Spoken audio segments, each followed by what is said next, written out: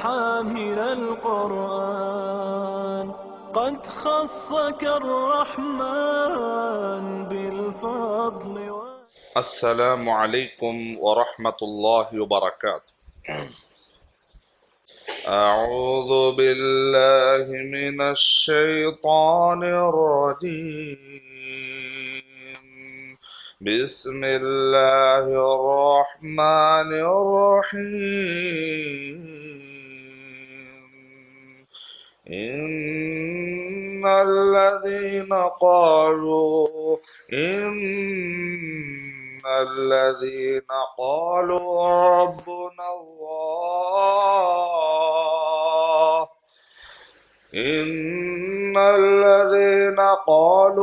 ربنا الله ثم استقاموا تتنزل عليهم الملائكة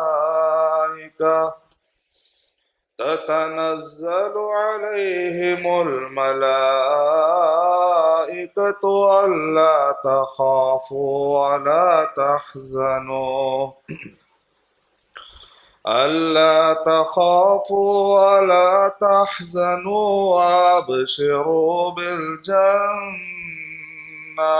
وابشروا بالجنة التي كنتم توعدون. نحن أولياؤكم في الحياة الدنيا وفي الآخرة ولكم فيها ما تشتهي أنفسكم ولكم فيها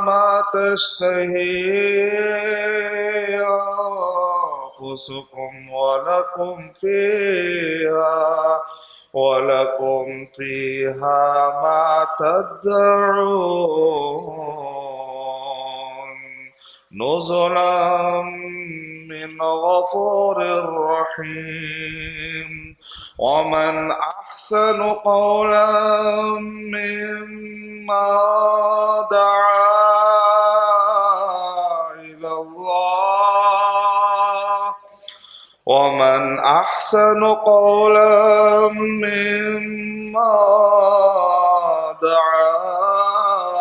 إلى الله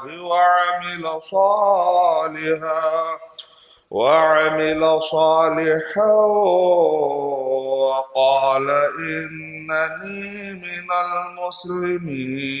المسلمين. ولا تستوي الحسنة ولا السيئة ادفع بالتي هي أحسن فإذا الذي بينك وبينه عداوة كأنه ولي حميم. وما يلقاها إلا الذين صبروا وما يلقاها إلا ذو حظ عظيم. وإما ينزغنك من الشيطان نزغ فاستعذ بالله إنه هو السميع العليم.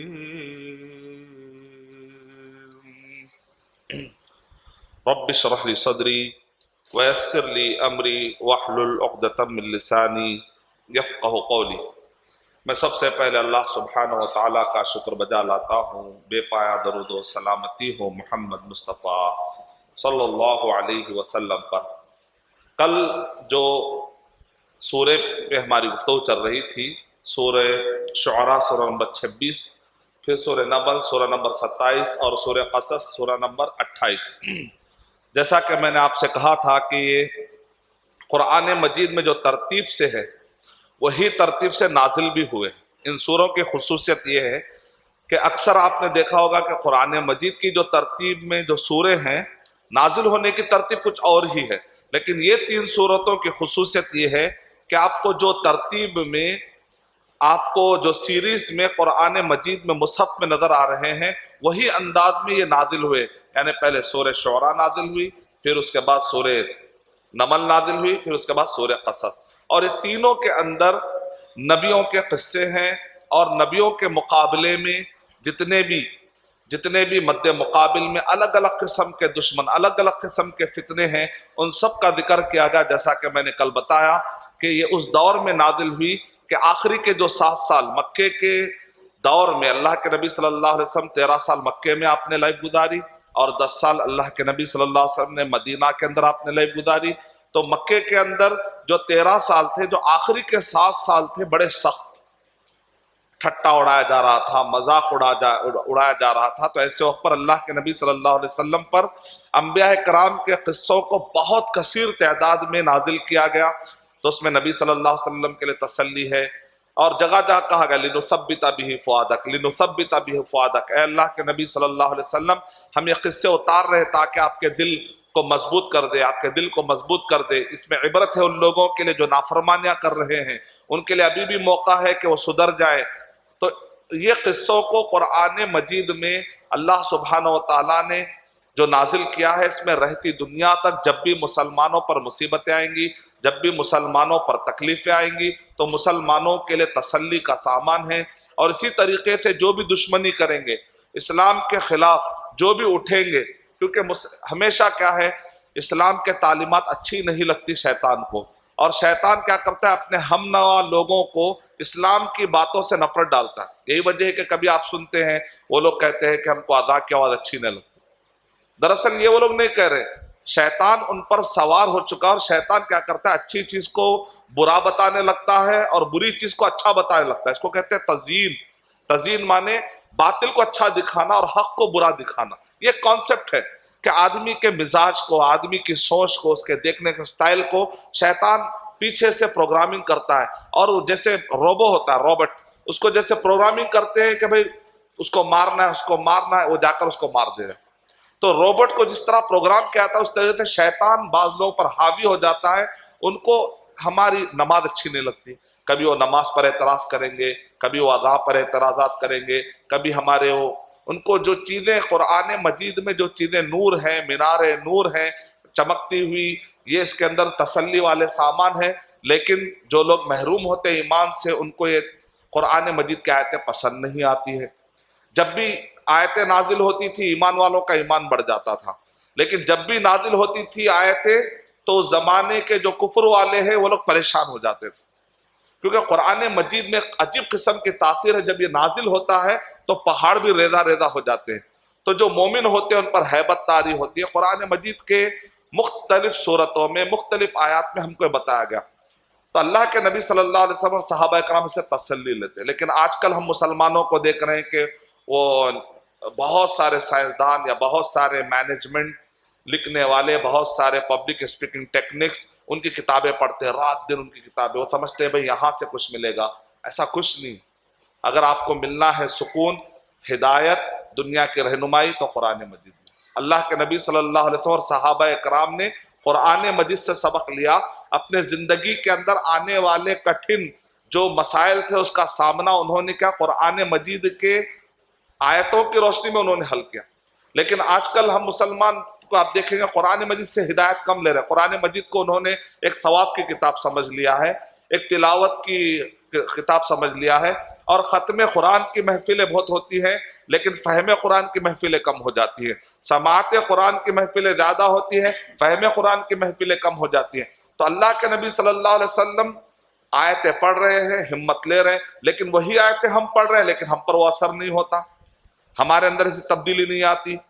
مکے کے اندر چھوٹی چھوٹی صورتیں، سورہ کوثر، سورہ عصر، چھوٹی چھوٹی صورتیں ہیں، لیکن عشر مبشرہ بنا دیتی ہیں.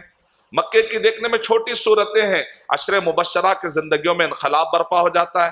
یہ چھوٹی صورتیں ہم زندگی بھر پڑھ رہے ہیں، لیکن ہمارے اندر انقلاب برپا نہیں ہو رہا ہے. اس کا مطلب کہ کہیں نہ کہیں ہم کوتاہی کر رہے ہیں، قرآن مجید کا حق ادا نہیں کر رہے ہیں. قرآن مجید کا حق ہے کہ اس کو اچھا پڑھیں، تجوید کے ساتھ پڑھیں، تلاوت کے ساتھ پڑھیں، سمجھنے کی کوشش کریں، اپلائی کرنے کی کوشش کریں، اس پر عمل کرنے کی کوشش کریں، نافذ کرنے کی کوشش کریں، لوگوں کو بھی اس کی طرف بلانے کی کوشش کریں۔ یہ قرآن مجید کے حقوق ہیں۔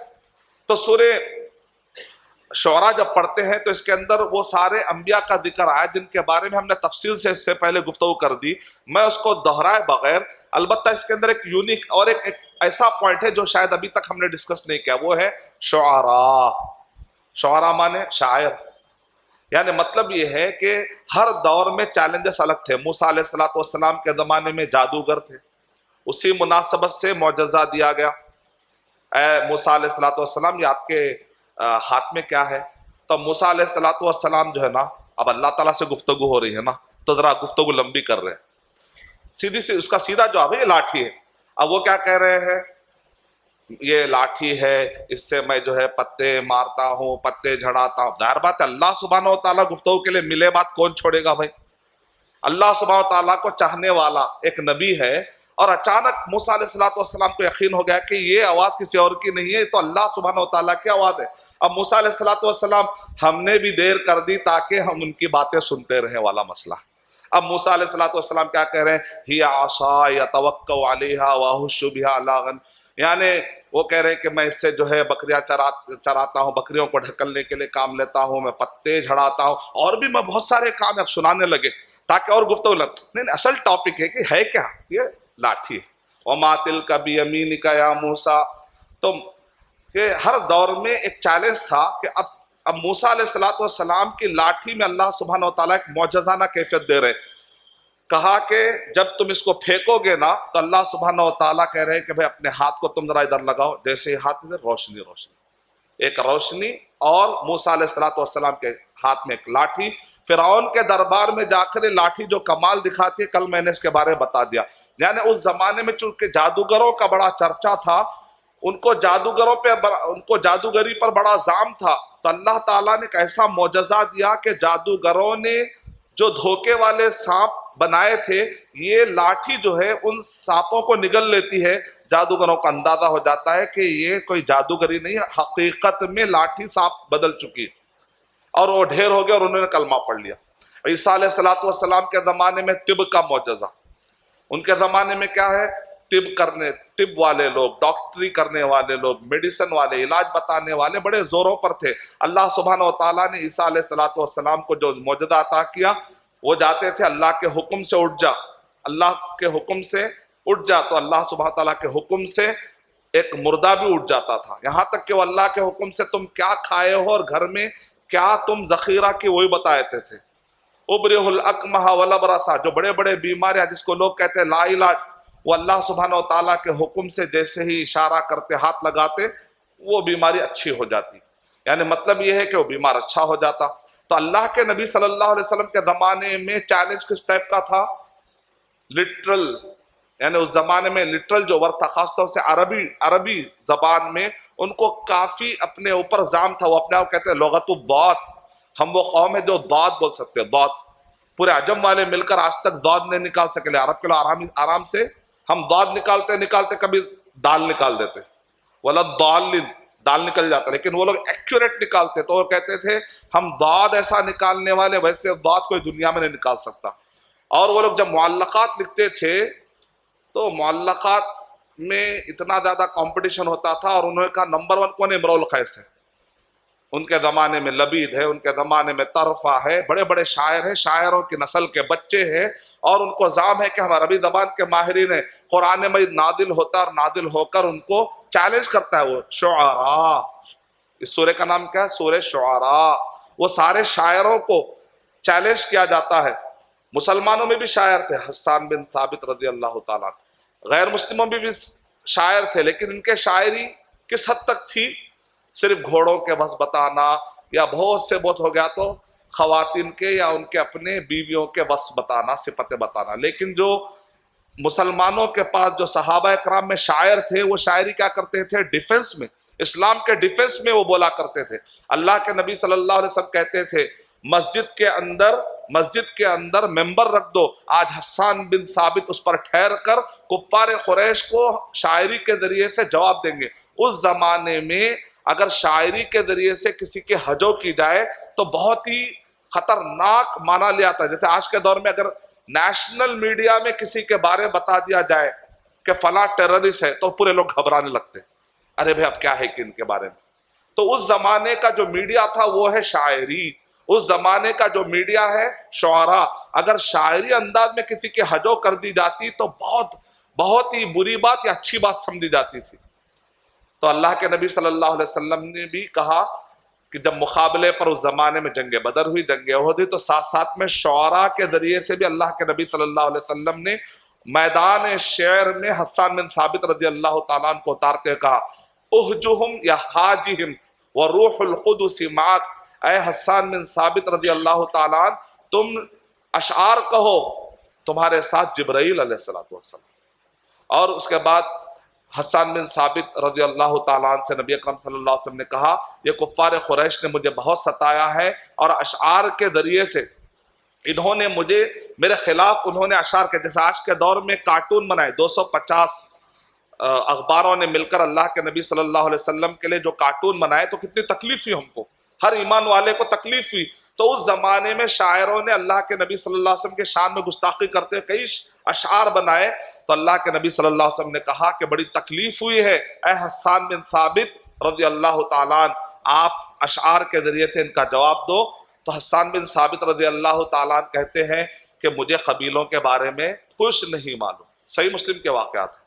اس کا مطلب شاعری اسلام میں اچھی بھی ہے اور بری بھی ہے. بری کب ہے؟ جب بغیر مقصد کو. بری کب ہے؟ جب وہ شرک ہو اس کے اندر. بری کب ہے؟ جب اس کے اندر بدعتیں آ جائے, غلط باتیں آ جائے. نعت پڑھتے ہیں, نعت رسول پڑھتے ہیں, لیکن بدعتیں آ جاتے ہیں. جب تک اب ہندوستان کے جو شاعر ہیں جب تک محمد صلی اللہ علیہ وسلم کو لے جا کر اللہ میں نہیں ملاتے وہ سمجھتے ہیں کہ ہماری شاعری کا حق ادا نہیں ہوا. نعوذ باللہ, گستاخی. اللہ خالق اور مخلوق کو فرق کرنا ہر داعی کی ذمہ داری. اگر آپ خالق اور مخلوق کو فرق نہیں کرتے ہیں تو آپ نہ عالم ہیں, نہ آپ مومن ہیں, نہ مسلم ہیں. خالق اور مخلوق کو فرق کرنا یہ سارے نبیوں کا مشن رہا ہے. اگر ہم آ کر خالق اور مخلوق کو ملا دیں تو ہم عزت نہیں کر رہے بلکہ گستاخی کر رہے, نبیوں کے مشن کے خلاف جا رہے. تو ابو بکر رضی اللہ تعالیٰ عنہ آپ کا ساتھ دیں گے. اللہ کے نبی صلی اللہ علیہ وسلم نے کیا کہا؟ ابو بکر رضی اللہ تعالیٰ عنہ ایک ایک قبیلے کے کیا کیا کمزوریاں ہیں سب معلوم ہیں. تو ابو بکر رضی اللہ تعالیٰ عنہ کو کیا کیا کمزوریاں سب معلوم ہے. اے حسان بن ثابت, ان سے تم انفارمیشن لو, اپنے اشعار میں اس کو ڈھالو اور شاعری بنا دو. تو حسان بن ثابت رضی اللہ تعالیٰ عنہ کہتے ہیں اے اللہ کے نبی صلی اللہ علیہ وسلم, جب میں کفار قریش کی برائی کروں گا تو وہ قبیلے میں تو اے اللہ کے نبی صلی اللہ علیہ وسلم آپ بھی ہیں, محمد صلی اللہ علیہ وسلم. اس زمانے کے شاعر اور شاعر کا ساتھ دینے والوں نے کہا اے اللہ کے نبی صلی اللہ علیہ وسلم اگر ہم قریش کی برائی کریں گے نا تو وہ قریش کے اندر تو اللہ کے نبی صلی اللہ علیہ وسلم اس قبیلے سے تو آپ بھی ہیں نا. تو ابو بکر رضی اللہ تعالیٰ عنہ نے کہا میں اس انداز سے تم کو اٹیک کرنا سکھاؤں گا شاعری میں جیسے مسکے میں سے بال کو نکالتے ہیں, محمد صلی اللہ علیہ وسلم کی ذات کو ہم بچا کر نکال لیں اس انداز میں. تو یہ شعراء کافی خدمت کی. اللہ کے نبی صلی اللہ علیہ وسلم کے زمانے میں شاعروں نے بھی کافی خدمت کی ہے. اور صحیح مسلم کے اندر صفحے ایک نے کئی صفحات پر حسان بن ثابت رضی اللہ تعالیٰ عنہ کے اشعار لکھے. اس کا مطلب کیا نکلا؟ شاعری کی ایک طاقت ہے. شاعری کی, نثر نگاری کی, آرٹیکولیٹ فارم, اپنی زبان کو اچھی کرنا. اردو اگر آپ کو آتی ہے تو اچھی اردو سیکھیے, اگر آپ کو انگلش آتی ہے تو اچھی انگلش سیکھیے, اگر آپ کو عربی آتی ہے تو اچھی سیکھیے. ایک لیول پہ جانے کا سست مت ہو جائیے. ہر ایک اونچے لیول میں جب آپ گفتگو کرتے ہیں اور اسلام کو پیش کریے, مقصد آپ کا ہونا چاہیے اچھی انگلش سیکھنے کے بعد مجھے اونچی سیلری مل جائے گی تو پھر یہ دنیا داری ہے, بہت محدود مقصد ہے آپ کا. دنیا کمانا برا نہیں ہے. دنیا اگر سیکھنے کے لیے, سیلری ہائی لینے کے لیے اگر آپ سیکھ رہے ہیں تو کوئی بری بات نہیں ہے, لیکن آپ اتنا ہی مقصد بنا لیں تو چھوٹا مقصد ہے. یہ ساری صلاحیتیں اینڈ میں اسلام کے ڈیفنس کے لیے استعمال میں ہونی چاہیے کہ اونچے مقامات پر جہاں محمد صلی اللہ علیہ وسلم یا اسلام کے اوپر اعتراضات ہو رہے ہیں میں اپنی لینگویج کے ذریعے سے جواب دوں گا. تو پھر یہ سورہ شعراء کو آپ نے اچھے طریقے سے سمجھ لیا. تو سورہ شعراء کے اندر اچھے شاعر اور برے شاعر, جو برے شاعر ہوتے ہیں وہ ہر وادی میں گھومتے ہیں, وہ کہتے ہیں لیکن عمل نہیں کرتے, یہ برے شاعر ہیں. اچھے شاعر کون ہیں؟ جو اللہ کے نبی صلی اللہ علیہ وسلم کا, اسلام کا ڈیفنس کرتے ہیں. تو سورہ شعراء, سورہ نمل, سورہ نمل کیا ہے؟ دنیا کے جتنے بھی ایڈوانس ٹیکنالوجی میں جینے والے لوگوں کو اگر آپ کو سمجھانا ہے تو سورہ نمل پڑھ کر سمجھائیے۔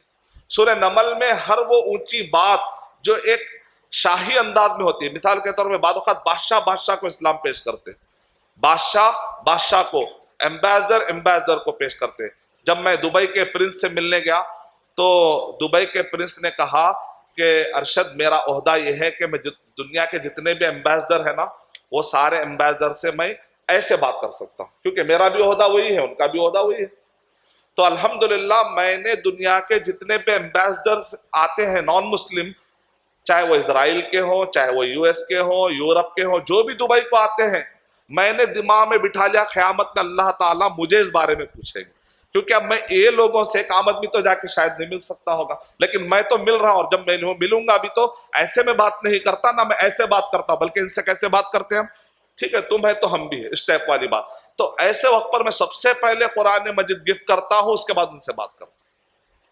اور وہ لوگ عہدے کے عزت میں وہ لوگ لیتے ہیں، دبئی ہے نا، دبئی میں برج خلیفہ کے پاس جانا ہے نہیں جانا، انویسٹ لینا ہے نہ لینا، طاقت بھی دے تو اسلام کے لیے استعمال کرے۔ سلیمان علیہ السلام کو اللہ تعالیٰ نے پرندوں کی بولی سکھائی، چونٹیوں کی اللہ تعالیٰ نے بولی سکھائی، تو کیا فخر کرتے بیٹھ گئے میرے پاس، جیسا آج کل ہمارے پاس تھا، میرے پاس یہ ڈگری ہے، میں ڈاکٹر ہوں، میں انجینئر ہوں، میں عالم ہوں، میں فلاں سے فارغ ہوں، تو کیا یہ سارے جو اسکلز ہم سیکھے فخر کے لیے نہیں، یہ سب تعارف کے لیے۔ سلیمان علیہ السلام کا پروفائل اگر کھینچ دوں تو سارے پروفائل چھوٹے ہو جائیں گے۔ اب دیکھو وہ کیا دعا کر، ربی حبلی ملکا لا ينبغی لأحد من بعدی، کیسی دعا ہے؟ اللہ تعالیٰ پہ کیا عجیب یقین ہے۔ دیکھیے ہم چھوٹی چھوٹی دعا کرتے ہیں، اے اللہ تو مجھے ایک مرسیڈیز کار دے، ایک دے دے بس۔ اچھا یہ دعا کیوں نہیں کرتا ہے، اللہ تیری راہ میں 2 مرسیڈیز کار خیرات کرنے کی طاقت دے؟ یہ کیسی دعا؟ جو لوگ بھی دین کا کام کرے، جو مسجد ہے نا وہاں پر ہم جو ہے بسوں کا انتظام کر دیں گے، تاکہ جو لوگ دور سے آ رہے ہیں وہ لوگ بسوں میں بیٹھ کر آئیں اور جا کر اچھا بیان سنیں۔ جتنے بھی لوگ دور دور سے آتے ہیں، اے اللہ وہ بس مجھے گفٹ کرنے کی طاقت دے، اے اللہ کروڑوں روپے زکوٰۃ نکالنے کی طاقت عطا کر۔ اب 2.5% اگر کروڑوں میں زکوٰۃ نکل رہی تو 97.5 کتنا ہوں گا؟ ہم مانگے تو ذرا اچھا مانگو نا، کوئی بات نہیں۔ ربنا آتنا فی الدنیا حسنۃ وفی الآخرۃ حسنۃ وقنا عذاب النار۔ دنیا مانگنا برا نہیں ہے، دنیا کے پیچھے پڑ کے آخرت کو گنوا دینا برا ہے۔ بادشاہت بری نہیں ہے، ورنہ سلیمان علیہ السلام کو بادشاہت ملی، داؤد علیہ السلام کو بادشاہت ملی۔ بادشاہت ملنا کوئی برا نہیں ہے، بادشاہت لے کر اللہ کو بھول جانا برا ہے۔ اللہ تعالیٰ کہہ رہے مالدار بنو لیکن قارون مت بنو، عثمان غنی رضی اللہ تعالیٰ بن جاؤ۔ اور تم بادشاہت جب تم کو ملے، اقتدار ملے تو حامان مت بنو، سلیمان علیہ السلام اور داؤد علیہ السلام کے نقش قدم پر چلو۔ یہ قرآن پڑھنے سے ہمیں سبق ملتے ہیں۔ یہ جب قرآن تو سورہ نمل کے اندر، سورہ شعراء میں نبیوں کا ذکر ہے، نبیوں کا ذکر ہے۔ اب سورہ نمل جب پڑھتے ہیں تو 3 نبیوں کا ذکر خاص طور سے، داؤد علیہ السلام، سلیمان علیہ السلام اور ایوب علیہ السلام۔ اور یہاں پر آپ غور کر کے دیکھیں، آپ سلیمان علیہ السلام اور داؤد علیہ السلام، النمل، اب یہاں پر بھی جو خطاب ہوا ہے ایک فیمیل النملہ، یعنی کہ چیونٹیوں کے اندر بھی جو فیمیل ہے بڑا مقام ہے۔ جیسا کہ ہم نے اس سے پہلے کہا نحل، شہد کی مکھی کے اندر بھی فیمیل کو ایک خاص مقام حاصل ہے، بالکل اسی طریقے سے چیونٹیوں کی دنیا میں بھی چیونٹیوں میں خاص طور سے فیمیل کو ایک بہت بڑا مقام حاصل ہے۔ آج کے دور میں سائنسدان ریسرچ کر کے بتا رہے جب قرآن مجید میں جب استعمال کیا گیا تو بڑے ہی باریکی کے ساتھ، کیونکہ پیدا کرنے والا بہتر جانتا ہے، وَهُوَ اللطیف الخبیر، ہر چیز کا خیال کر کے قرآن مجید میں ایسی کوئی چیز نہیں۔ مورس بوکائے نے کہا قرآن مجید میں ایسی کوئی چیز نہیں جو سائنس سے ٹکرا جائے، آج کے ڈسکوری اور آج کے ریسرچ سے ٹکرا جائے، وہ ریسرچ میں کچھ کمزوری ہوگی۔ ابن تیمیہ رحمۃ اللہ علیہ نے ارشاد فرمایا صحیح عقل اور صحیح اسلام کبھی بھی آپس میں نہیں ٹکرا سکتا، اس کو کہتے ہیں عقل سلیم۔ سلیم عقل اور صحیح اسلام کبھی دونوں آپس میں نہیں ٹکراتا۔ جب بھی ٹکرا رہا ہے یا تو من گھڑت باتیں ہوں گی جو اسلام کے نام پر مشہور ہو گئی ہوں گی، یا تو تمہاری عقل برابر وہاں پر کام نہیں کر رہی ہوگی، صحیح لاجک اپلائی کرو، مسئلہ حل ہو جائے گا انشاءاللہ۔ تو سورہ نمل کے اندر سلیمان علیہ السلام آگے بڑھنے جاتے ہیں تو چونٹی کہتی ہے یا ایھا النمل ادخلوا مساکنکم، چھوٹی سی چونٹی، اس کا سر اتنا چھوٹا، پھر اس سر کے اندر کتنا دماغ چھوٹا ہوگا، اتنے چھوٹے دماغ سے کو یہ برداشت نہیں ہے کہ اس کی قوم کو نقصان ہو جائے، اپنی قوم کی فکر ہے۔ اے انسان، پوری دنیا جہنم کی طرف جا رہی ہے، اگر لوگ جہنم کی طرف جا رہے ہیں تو اے انسان تجھے اپنی قوم کو جہنم سے ڈرانے کی تیرے اندر کیفیت پیدا کیوں نہیں ہوتی؟ یہ ہے اس کے اندر سبق۔ ایک چھوٹی سی چونٹی کا دماغ آلہ ہے، اتنا بڑا انسان ہے، اتنا بڑا دماغ ہے، لیکن خود نماز پڑھ رہے ہیں، خود روزہ رکھ رہے ہیں، خود قرآن مجید سے لذت اٹھا رہے ہیں، لیکن جو لوگ اسلام قبول نہیں کیے، جو لوگ جہنم کی طرف جا رہے ہیں، ان کے لیے تمہارے پاس کیا پلان ہے؟ ہمارے پاس بہت سارا پلان ہوتا ہے۔ صرف ہندوستان میں دیکھیے، اگر جو ہے 20% مسلمان ہیں، مان لیجئے ایک مثال بتا رہا ہوں میں، تو باقی کے 80% نان مسلم کو جہنم سے بچانے کا کوئی پلان نہیں۔ سارے جلسے، سارے بیانات، سارے تقاریر، ساری کتابیں صرف 20% کے لیے تیار ہو رہی ہیں۔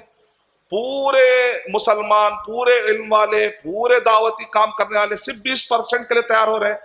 80% لوگوں کے لیے نہ ہمارے پاس پلان ہے۔ اگر وہ اسلام پر اعتراضات کریں تو اس کے جوابات کیا ہے، اگر وہ لوگ اسلام کے بارے میں نہیں جانتے تو ان کو کیا بتائے۔ تو الحمدللہ ابھی آج کا ایسی بات نہیں، پہلے ایسا تھا کہ بالکل ہی توجہ رہتی، لیکن الحمدللہ ابھی محنتیں ہو رہی ہیں، لیکن محنتوں میں اور اضافہ کرنے کی ضرورت ہے۔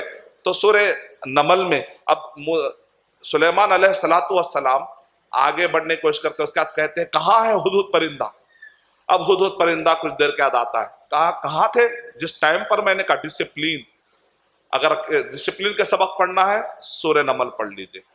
ایک ایمبیسڈر دوسرے ایمبیسڈر سے کیسا بات کرتا ہے، سفارتی تعلقات کیسے قائم ہوتے ہیں، یعنی الغرض جو ہائی لیول پر جتنے قسم کی گفتگو ہوتی ہے دنیا میں، جو حکومتی سطح پر گفتگو ہوتی ہے ثقافت کی اعلیٰ برتری میں، اگر آپ کو وہ سارے پوائنٹس چاہیے تو سورہ، یہ کتاب میں نے تفصیل سے بتایا اہداف اور اسباق قرآن میں آیتیں کوٹ کر کے کہ کس کس ٹائپ کی ہے۔ یہ کتاب ضرور انشاءاللہ اس کے یونٹ لے کر آپ اپنے ایریے میں بانٹیے انشاءاللہ، اور میری تو خواہش ہے کہ آپ اپنے گھر میں رکھیے اور اپنے دوست احباب کو بھی آپ دے سکتے ہیں۔ اس میں 4000 سبق جمع کرنے کی اللہ تعالیٰ نے مجھے توفیق دی ہے، تو یہی کتاب میں سے کچھ سبق میں آپ کے سامنے پیش کر رہا ہوں، باقی کے تفصیلی سبق آپ یہ کتاب کے اندر سے لے سکتے ہیں۔ اب ہدہد پرندہ آتا ہے، سلیمان علیہ السلام چونکہ پرندوں کی بولی جانتے ہیں، کہاں تھے ابھی تک؟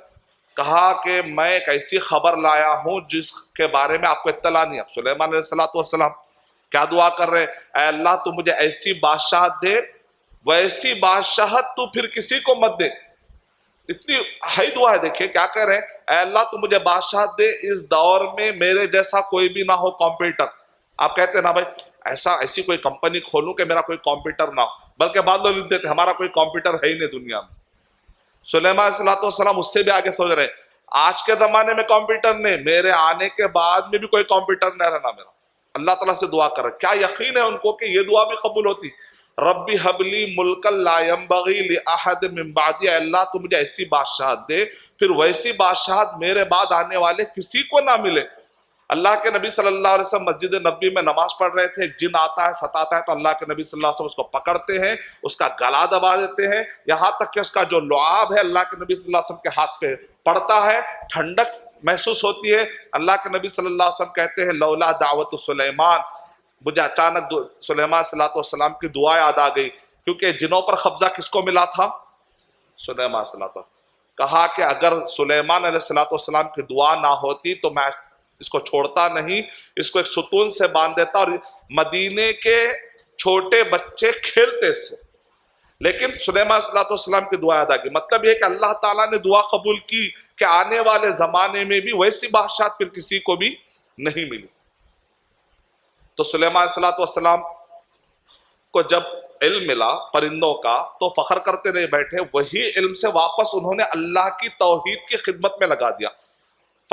جب آ کر کہتا ہے ہدہد کہ سبا، اب سلیمان علیہ السلام کدھر؟ سیریا میں، اور یہ قوم سبا، اگر قوم سبا جو یمن میں ہے وہ اگر مراد دی جائے تو 2000 کلومیٹر سے بھی زیادہ فاصلہ، کدھر قوم سبا ہے اور کدھر سلیمان علیہ السلام، 2000 کلومیٹر۔ وہ ہدہد کا جو پرندہ ہے اس کی بھی خوبیاں ہیں، کہاں پانی ہے تو بہت آسمان سے ہی نظر آ جاتا ہے ہدہد پرندے کو کہ پانی کہاں ہے.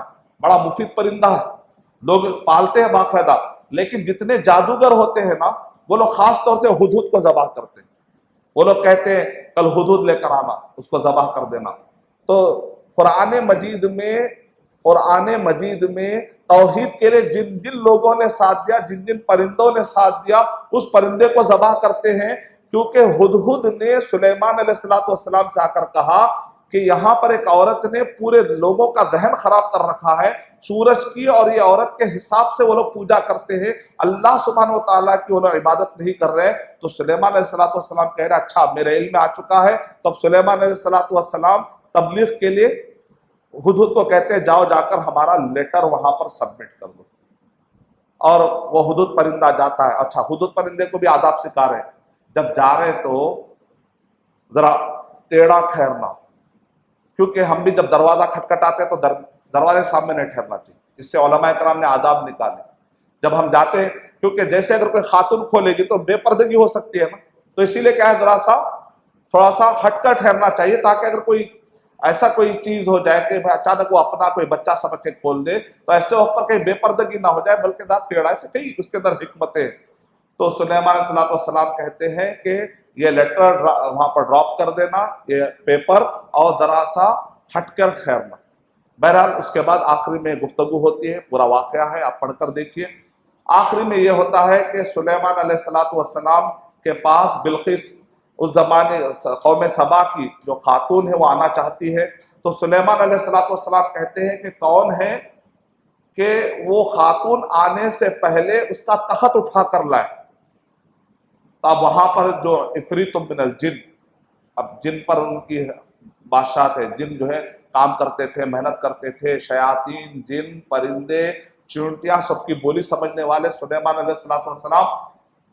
تو ایک جن نے کہا کہ میں اٹھا کر لاؤں گا کہ آپ کے اٹھ کر بیٹھنے سے پہلے. لیکن جس کے پاس کتاب کا علم تھا, اس زمانے میں کتاب کا علم رکھنے والے, ظاہر بات ہے قرآن میں تو نازل نہیں ہوئی تھی, اس زمانے کی کتاب ہے تورات کے جاننے والے, تو اس نے کہا یہ تو بہت دیر ہو گئی, آپ کی پلک جھپکنے سے پہلے لے کر آؤں گا. اس کا مطلب کیا نکلا, اللہ سبحانہ و تعالیٰ انسانوں کو کرامتیں دیتے ہیں. کرامات کا ماننا اہل سنت والجماعت کا عقیدہ ہے. ہمارا عقیدہ ہے کہ اللہ سبحانہ و تعالیٰ ہر دور میں نبیوں کو معجزے دیے ہیں اس زمانے میں, اور قیامت تک نیک انسانوں کو, اب نبیوں کا سلسلہ تو ختم, رسولوں کا سلسلہ ختم, اب قیامت تک جو بھی نیک لوگ آئیں گے اللہ سبحانہ و تعالیٰ کرامتیں عطا کریں گے. بعض اوقات آپ دیکھتے ہیں نیک انسان سے کا بعض ایسی چیزیں ہوتی ہیں عام انسان کہتا ہے ہمارے بس کی بات نہیں ہے. وہ اللہ کے ذکر کی وجہ سے, تقوی کی وجہ سے نیک لوگوں کو بعض ایسے پاور مل جاتے ہیں, ایسے خاص خوبیاں مل جاتے ہیں کہ عام انسان سوچ نہیں سکتا. اس کو کہتے ہیں کرامات. تو اللہ تعالیٰ نے ایک نیک انسان کو زمانے میں ایسی کرامات دی کہ وہ جن سے زیادہ فاس لا کر تخت کو رکھ بھی دیتا. اس کا مطلب کیا نکلا, جنوں سے شیطانوں سے مت گھبراؤ, ہر دور میں الحمدللہ اشرف المخلوقات کے آگے رہے, زیادہ گھبرانے کی ضرورت نہیں. اور اس کے بعد وہ جو قوم سبا کی جو خاتون ہے, وہ خاتون جو اتنی ذہین تھی کہ جب سلیمان علیہ السلام نے کہا کہ اگر یہ خاتون کو ایسے ہی داخل نہیں کرنا چاہیے, داخل جہاں پر کرے تو وہاں پر آئینے کی طرح ایسا لگے جیسے کہ پانی ہے. اب جب وہ خاتون داخل ہونے لگی تو اس نے سوچا شاید یہ پانی ہے, تو اپنے کپڑوں کو جب سمیٹنے لگتی ہے تو سلیمان علیہ السلام کی طرف سے منادی آتی ہے, درباری کہتے ہیں یہ تو آئینہ ہے, پانی نہیں ہے. کیونکہ جو ذہین ہوتے ہیں ان کو سمجھانے کا انداز کیا ہوتا ہے, ان کو اشاروں میں سمجھانا ہوتا ہے. کھلا سمجھائے نا تو کہتا ہے کیا مجھے اتنا بیوقوف سمجھے, کیا مجھے یہ بھی سمجھ میں نہیں آتا. تو اس لیے بعض عقل مند لوگوں کو بہت اشاروں میں سمجھانا. کیا ہے, عقل والوں کو اشارہ کافی, العاقل تکفیہ الاشارہ, عاقل را اشارہ کافی است. فارسی میں ایک مقولہ ہے, عقل مند کو اشارہ کافی ہوتا ہے, اس کو زیادہ تفصیل سے بتائیں گے تو بے چینی آتی. تو ایسے جتنے بھی عقل, بعض لوگ تفصیل سے نہیں بتاتے, آپ تفصیل سے نہیں بتاتے بھائی, ہمیشہ آدھی بات بتاتے, اب ذرا ان کو تفصیل سے بتا. ٹھیک ہے, کمیونیکیشن میں معلوم آتا کون کیسے, ہر ایک کا انداز الگ الگ ہے. تو سلیمان ایک قوم کی بادشاہت کرنے والی، قوم کو قبضہ کرنے والی تو ذہین رہے گی جنرلی، ایک لیڈرشپ کوالٹی رکھنے والے. تو سلیمان علیہ السلام نے بس ایک اشارہ دیا. یہ خاتون کتنی ذہین تھی. اچھا جیسا میں نے آئینے کو پانی سمجھ لیا ویسے میں نے سورج کو بھی خدا سمجھ لیا. ٹاپک وہاں پر چل رہا آئینے کا. وہ خاتون کہتے ہیں میں بھی سلیمان علیہ السلام کی طرح اسلام قبول کر لوں. ٹاپک چل رہا آئینے کا، اچانک اسلام قبول کر رہے ہیں. دونوں میں کیا مماثلت ہے؟ تو علماء کرام کہتے ہیں وہ خاتون اتنی ذہین تھی. سلیمان علیہ السلام بڑے حکیم تھے. آپ جاتے ہیں حکمت سلیمان، سینٹرل لائبریری میں کتابیں لکھی ہوئی حکمت سلیمان کے نام پر. بعض لوگ اس کے نام پہ گمراہی کرتے، تعویذیں بنا لیتے. آخری یہ حکمت سلیمان، یہ شرک، اتنا یہ حکمت ملی. سلیمان علیہ السلام ہدہد کی مدد لے کر فخر نہیں کر رہے. جو پرندے کی گفتگو سننے کے بعد ایک قوم میں شرک آ گیا تھا تو اس قوم میں توحید لانے کی کوشش کر رہے ہیں. یعنی اللہ تعالیٰ نے اگر آپ کو اسکلز دیے، کیمسٹری، بایولوجی، زوالوجی، جو بھی آپ کو اگر معلومات ملتی ہیں تو یہ ساری معلومات لے کر واپس کس کی خدمت میں لگا دینا ہے؟ اسلام کی خدمت میں لگا دینا.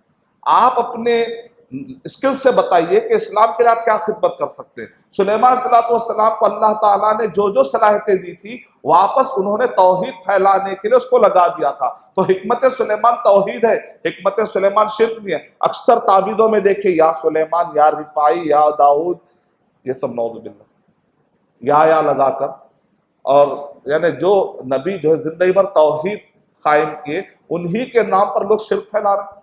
سورہ نمل کے اندر بڑے شاندار واقعات ہیں، آپ تفصیلی طور پہ پڑھ سکتے ہیں. تو یہ پورے واقعات میں نے آپ کے سامنے کچھ میں نے جھلکیاں رکھی ہیں. سورہ قصص کے اندر موسیٰ علیہ السلام کا تفصیل سے ذکر آتا ہے، اور کل میں نے موسیٰ علیہ السلام کے قصے کو میں نے کافی تفصیل سے ذکر کر دیا.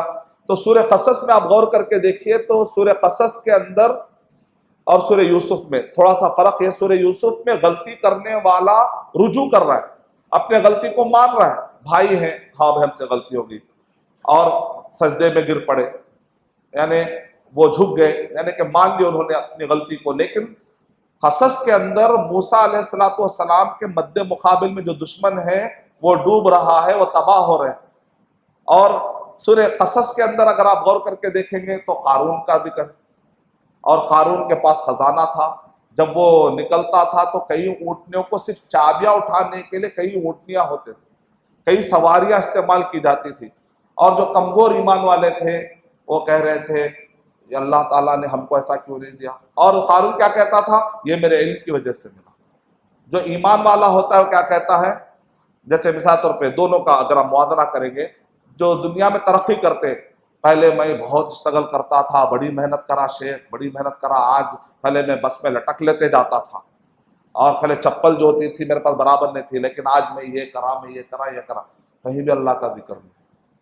جو نیک آدمی ہوتا ہے اللہ تعالیٰ نے پہلے مجھے جو ہے بہت ہی غربت میں رکھا، اس کی حکمت وہ بہتر جانتا ہے. پھر میں نے محنت کی، اللہ تعالیٰ نے میں نے محنت نہیں، اللہ نے مجھے محنت کی توفیق دی. تو الحمدللہ اس کے بعد اللہ تعالیٰ میں مجھے جو ہے کچھ سیلری ملی. پھر اس کے بعد الحمدللہ اللہ تعالیٰ نے مجھے ایک دکان دی. پھر اللہ تعالیٰ نے اس کے بعد مجھے 100 دکانیں دی. پھر اس کے بعد اللہ سبحانہ و تعالیٰ مغل سلطنت کا مجھے مالک بنا دیا. ایسا کون دیا؟ اللہ تعالیٰ ہی دیا. بولنے کا انداز کیا تھا؟ ھذا من فضل ربی، ھذا من فضل ربی. اللہ تعالیٰ نے مجھے ایسا دیا. اللہ تعالیٰ نے ہم کو اکثر دینی طور پہ بھی ہمارا آرگنیشن پہلے چھوٹا تھا، آج ہم بہت دن کا کام کر رہے ہیں، بہت دن کا کام کر رہے ہیں. نہیں، اللہ تعالیٰ نے پہلے ہمیں موقع دیا تھا تو چھوٹے پیمانے پہ ہم نے شروع کیا، پھر بعد میں اللہ تعالیٰ نے ہمیں اور موقع دیا. الحمدللہ آہستہ آہستہ آج کئی برانچز کے ذریعے کئی برانچز کے دینی کام ہو رہا. اللہ تعالیٰ کی توفیق ہے کہ اللہ تعالیٰ نے ہم کو موقع دیا، اللہ تعالیٰ ہم کو یوز کر رہا ہے. اللہ کا شکر ہے کہ ہم یوز ہو رہے ہیں. ہمیشہ ہماری گفتگو کے اندر تواضع، انکساری، کہیں سے بھی غرور، تکبر، یہ میں کر لیا، میرا اچیومنٹ ہے، گریٹ اچیومنٹ اپنے سامنے ینگ اچیورس، میں اچیو کر لیا. تو یہ قارون علیہ السلام، قارون کا جو خزانہ ہے، ایک طرف ہے ہارون علیہ السلام، موسیٰ علیہ السلام، انبیاء کرام ہے، اور دوسری طرف یہ جو قارون کا جو خزانہ ہے، کہ ایسا نہ ہو کہ قارون کے راستے پر چلا جو کہتا تھا کہ انما اوتیت علی علم عندی، یہ میرے اپنے علم کی وجہ سے میں کما لیا. اللہ تعالیٰ کو اللہ کو یہ چیز پسند نہیں. اور آخری میں کیا ہوا؟ کہ وہ ایک مرتبہ اپنے پورے لشکر اور پورے خزانوں کے ساتھ لوگوں کے درمیان میں نمائش کر رہا تھا، فخر کر رہا تھا، تو اللہ تعالیٰ نے حکم دیا اور زمین میں دھستا چلا گیا وہ اور پورے اس کے ساتھ جتنے بھی لوگ فخر کرنے والے. تو قارون جو ہے دھستا چلا گیا.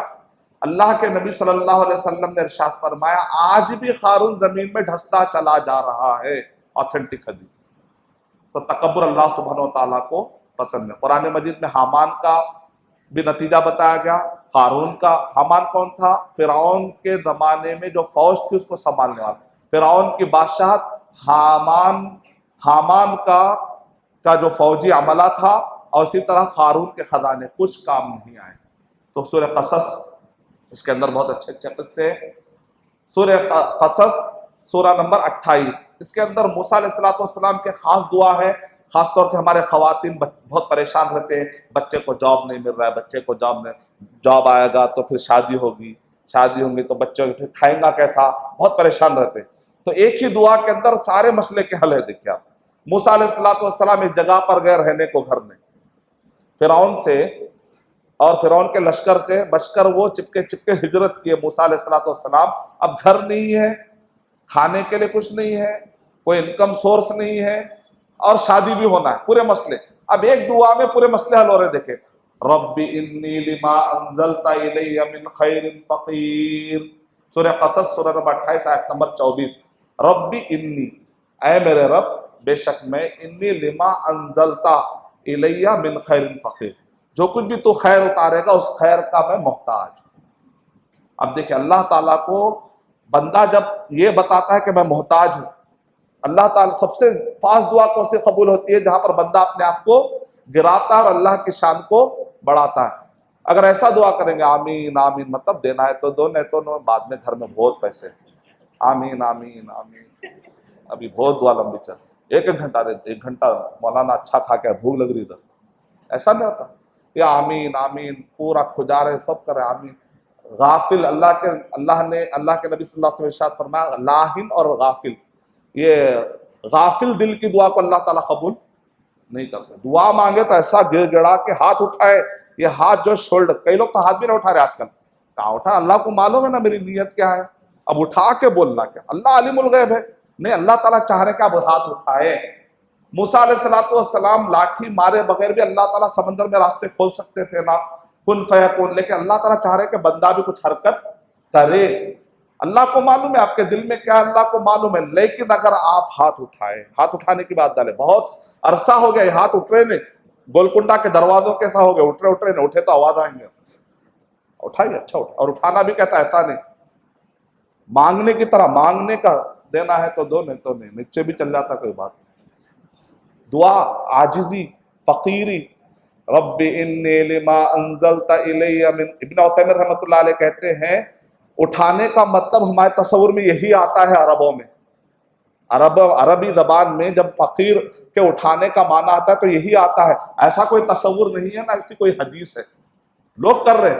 اللہ کے نبی صلی اللہ علیہ وسلم اٹھاتے تھے تو یہ ملاتے تھے یا نہیں ملاتے اس کا ذکر نہیں، لیکن اٹھانے کا تصور عرب جب بھی کرتے ہیں اسی کو کہتے ہیں. مانگنے کا مطلب یہی ہوتا ہے. جب آپ کوئی دے گا تو ایسا دیو، کوئی دے بھی جائے روٹی تو کہا جاتا ہے. تو مانگنے کا مطلب یہی ہے نا، تو تاکہ حفاظت سے روٹی لے کر جائے. اور یہ شولڈر کے بالکل متوازی میں ہونا چاہیے مانگتے وقت پر، اور ایسا مانگے کہ آپ اپنے آپ کو گرائیں اور اللہ کی شان کو بڑھائیں. دیکھیں موسیٰ علیہ السلام کہہ رہے ہیں رب انی لما انزلت الی من خیر فقیر. اس کے بعد کیا ملا ان کو؟ تھوڑی دیر کے بعد آپ دیکھتے ہیں موسیٰ علیہ السلام 2 خاتون کی، وہ پانی کی وجہ سے کافی پریشان نظر آ رہے ہیں تو ان کے بکریوں کو پانی پلا دے رہے ہیں. کچھ دیر کے بعد جو ہے وہ اتنے مضبوط تھے، کئی لوگ مل کر وہ ہٹا نہیں سک رہے. موسیٰ علیہ السلام اتنا بڑا ڈھکن ہٹا دے رہے ہیں. وہ خواتین دیکھتے ہیں کہ اتنا مضبوط کون آدمی ہے. پھر اس کے بعد وہ عورتوں کو کوئی بدتمیزی یا کوئی غلط بات یا بد اخلاقی والی نہ نگاہ ڈالتے ہیں نہ بات کرتے ہیں، سیدھی مدد کر دیتے ہیں شریف انداز میں. خود محتاج ہے لیکن مدد کا جذبہ دیکھیں اس حالت میں بھی، دوسروں کی مدد کر رہے ہیں. لوگ کہتے ہیں پہلے پیٹ میں رہا تو دوسروں کی مدد کریں گے. نہیں، مدد کرنے والا کبھی مدد کرے گا، نہیں کرنے والا کبھی بھی نہیں کرے گا. کھا پی کے ناشکرا پنا کرے گا، مدد کرنے والا مصیبت میں بھی مدد کرے گا. اپنے اندر مدد کرنے کا جذبہ ڈالنا چاہیے. اب یہ جو لڑکیاں ہیں جا کر کہتے ہیں اپنے ابا جان سے دو چیزیں ہم نے دیکھی ہے. کسی کو ریکروٹ کرنا ہے، اگر آپ کی کمپنی میں کسی کو بھی ریکروٹ کرنا ہے، ابن تیمیہ رحمۃ اللہ علیہ اس حصے سے پوائنٹ کر رہے ہیں، تو 2 پوائنٹ ہونا بہت ضروری ہے ریکروٹ کر رہے تھا. پہلی چیز، جس چیز میں بھی آپ لے رہے ہیں اس کی صلاحیت، اس میں وہ پاورفل ہو، قوی. جس کام کے بھی آپ لے رہے ہیں اس کام میں وہ قوی ہونا چاہیے، مضبوط ہونا چاہیے. موسیٰ علیہ السلام طاقتور ہے اور امین، امانت دار بھی ہے. 2 کام ہونا چاہیے، قوی امین، قوت والے بھی ہیں موسیٰ علیہ السلام اور امانت دار بھی ہیں. تو آپ کبھی بھی کسی کو بھی ریکروٹ کریں تو 2 صفتیں اس کے اندر دیکھ کر ریکروٹ کریے اپنے کمپنیوں میں. قوت والا ہونا چاہیے اور امانت دار ہونا چاہیے. تو یہ بچہ جا کر نوٹ کرتے ہیں اور اپنے ابا جان سے کہتے ہیں. تو ابو جان کہتے ہیں کہ چلو یہ اتنا اچھا نیک نوجوان ہے، تو شادی کروانے کا انہوں نے فیصلہ کر دیا. مطلب کیا نکلا؟ ماشاءاللہ ان کے گھر میں رہنے کا بھی انتظام ہو گیا، نوکری کا بھی انتظام ہو گیا اور ان کے بیوی کا بھی انتظام ہو گیا. تو اسی لیے جو ہمارے بہنیں، جو ہمارے خواتین پریشان ہیں بچوں کو لے کر، یہ دعا کثرت سے پڑھیں انشاءاللہ. رب انی لما انزلت الی من خیر فقیر. ایسے وہ سارے نوجوان جو نوکریوں کی تلاش میں ہیں، یہ دعا بہت ہی ایفیکٹو ہے. سورہ قصص، اس کے بعد سورہ عنکبوت اور سورہ روم. سورہ عنکبوت کیا ہے؟ آزمائش میں ڈٹے رہنا. شروع ہو رہا ہے سورہ عنکبوت کیسے؟ الف لام میم احسب الناس ان یترکوا ان یقولوا آمنا وهم لا یفتنون. کیا لوگوں نے سمجھ رکھا ہے کہ ان کو چھوڑ دیا جائے گا صرف اس بنیاد پر ہم ایمان والے، ہم مومن ہیں، مسلمان ہیں؟ کیا ان کو آزمایا نہیں جائے گا؟ اس سے پہلے نبیوں کو آزمایا گیا نا، تم کو بھی آزمایا جائے گا. ایسا تم کوئی اسپیشل مومن نہیں ہے آپ کہ آپ کو آزمائش نہیں آئے گی. آزمائش آئے گی. وَلَنَبْلُوَنَّكُمْ بِشَيْءٍ مِّنَ الْخَوْفِ وَالْجُوعِ وَنَقْصٍ مِّنَ الْأَمْوَالِ وَالْأَنفُسِ وَالثَّمَرَاتِ. اب حلال کی تلاش میں آپ کو حرام کام چھوڑنا پڑے گا. بعض اوقات ارے اگر وہ حرام تھوڑا سا میں لیتا تو کروڑپتی بنتا تھا. نہیں، آپ کو قربانی دینا ہے. وہ غلط راستے سے آتا تو پھل مل سکتا ہے، وہ غلط راستے سے گئے تو مال مل سکتا ہے، وہ ذرا خوف کم ہو سکتا. نہیں، آپ حلال راستے پہ جب جائیں گے تو تھوڑا خوف آ سکتا ہے، انسیکیورٹی آ سکتی ہے، کبھی جاب جا سکتی ہے، کبھی کچھ کمی ہو سکتی ہے، کبھی بھوکا بھی رہنا پڑ سکتا ہے، کبھی بینک بیلنس بالکل زیرو بھی نظر آئے گا. لیکن حلال راستہ نہیں چھوڑنا. یہ سب آزمائش ہے. تو اللہ سبحانہ تعالیٰ کہہ رہے بغیر آزمائے کہ ہم چھوڑنے والے نہیں ہیں. جب مسلمان ہے تو جیسے سونا ہے تو فوراً آپ دیکھتے ہیں سونا اصلی ہے یا نقلی ہے، جیسے آپ فوراً جانچنے کی کوشش کرتے ہیں. تو ویسے اللہ سبحانہ و تعالیٰ کو بھی سچے لوگ چاہیے، مخلص لوگ چاہیے. اور پوری اگر کوئی چھپ کر جھوٹا ہے اور وہ اپنے ایمان کو بتانے کی کوشش کر رہا ہے تو اللہ سبحانہ و تعالیٰ آزمائشوں میں اس کی پول کھول دیتے ہیں تاکہ سب لوگ چوکنا رہیں. کیونکہ اگر یہ آزمائش کا سلسلہ نہیں رہے گا تو لوگ اس کو مومن سمجھیں گے اور بعد میں اس پہ بھروسہ کریں گے اور اس سے دھوکہ کھائیں گے اور اسلام کو بہت بڑا نقصان ہو سکتا ہے، مسلمانوں کو بہت بڑا نقصان ہو سکتا ہے. تو اللہ سبحانہ تعالیٰ آزمائش کے دور میں وہ کچے قسم کے مسلمانوں کی پول کھول دیتے ہیں تاکہ وہ پکے والے مسلمان چوکن نہ رہے، کچا ہے کام کا نہیں. تو لوگ اس پہ بہت فائدے ہیں، لوگوں کا ہی فائدہ ہے، لوگ بھی بچ جائیں گے شر سے. تو سورہ عنکبوت کیا ہے؟ عنکبوت کا مطلب ہوتا ہے مکڑی. وَإِنَّ أَوْهَنَ الْبُيُوتِ لَبَيْتُ الْعَنْكَبُوتِ. فتنے، اس سورہ کے اندر آزمائشوں کا ذکر ہے. آزمائش کے ذکر میں یہ عنکبوت یعنی مکڑی کے جالے کی مثال دے کر کیوں سمجھا رہے ہیں؟ تو علماء کرام نے کہا جیسے مکڑی کا جالا جب آپ نہیں رہتے، جب آپ گھر میں نہیں رہتے ہیں اور گھر بند رہتا ہے تو کیا ہوتا ہے؟ مکڑی کے جالے جالے جالے پھیل جاتے ہیں.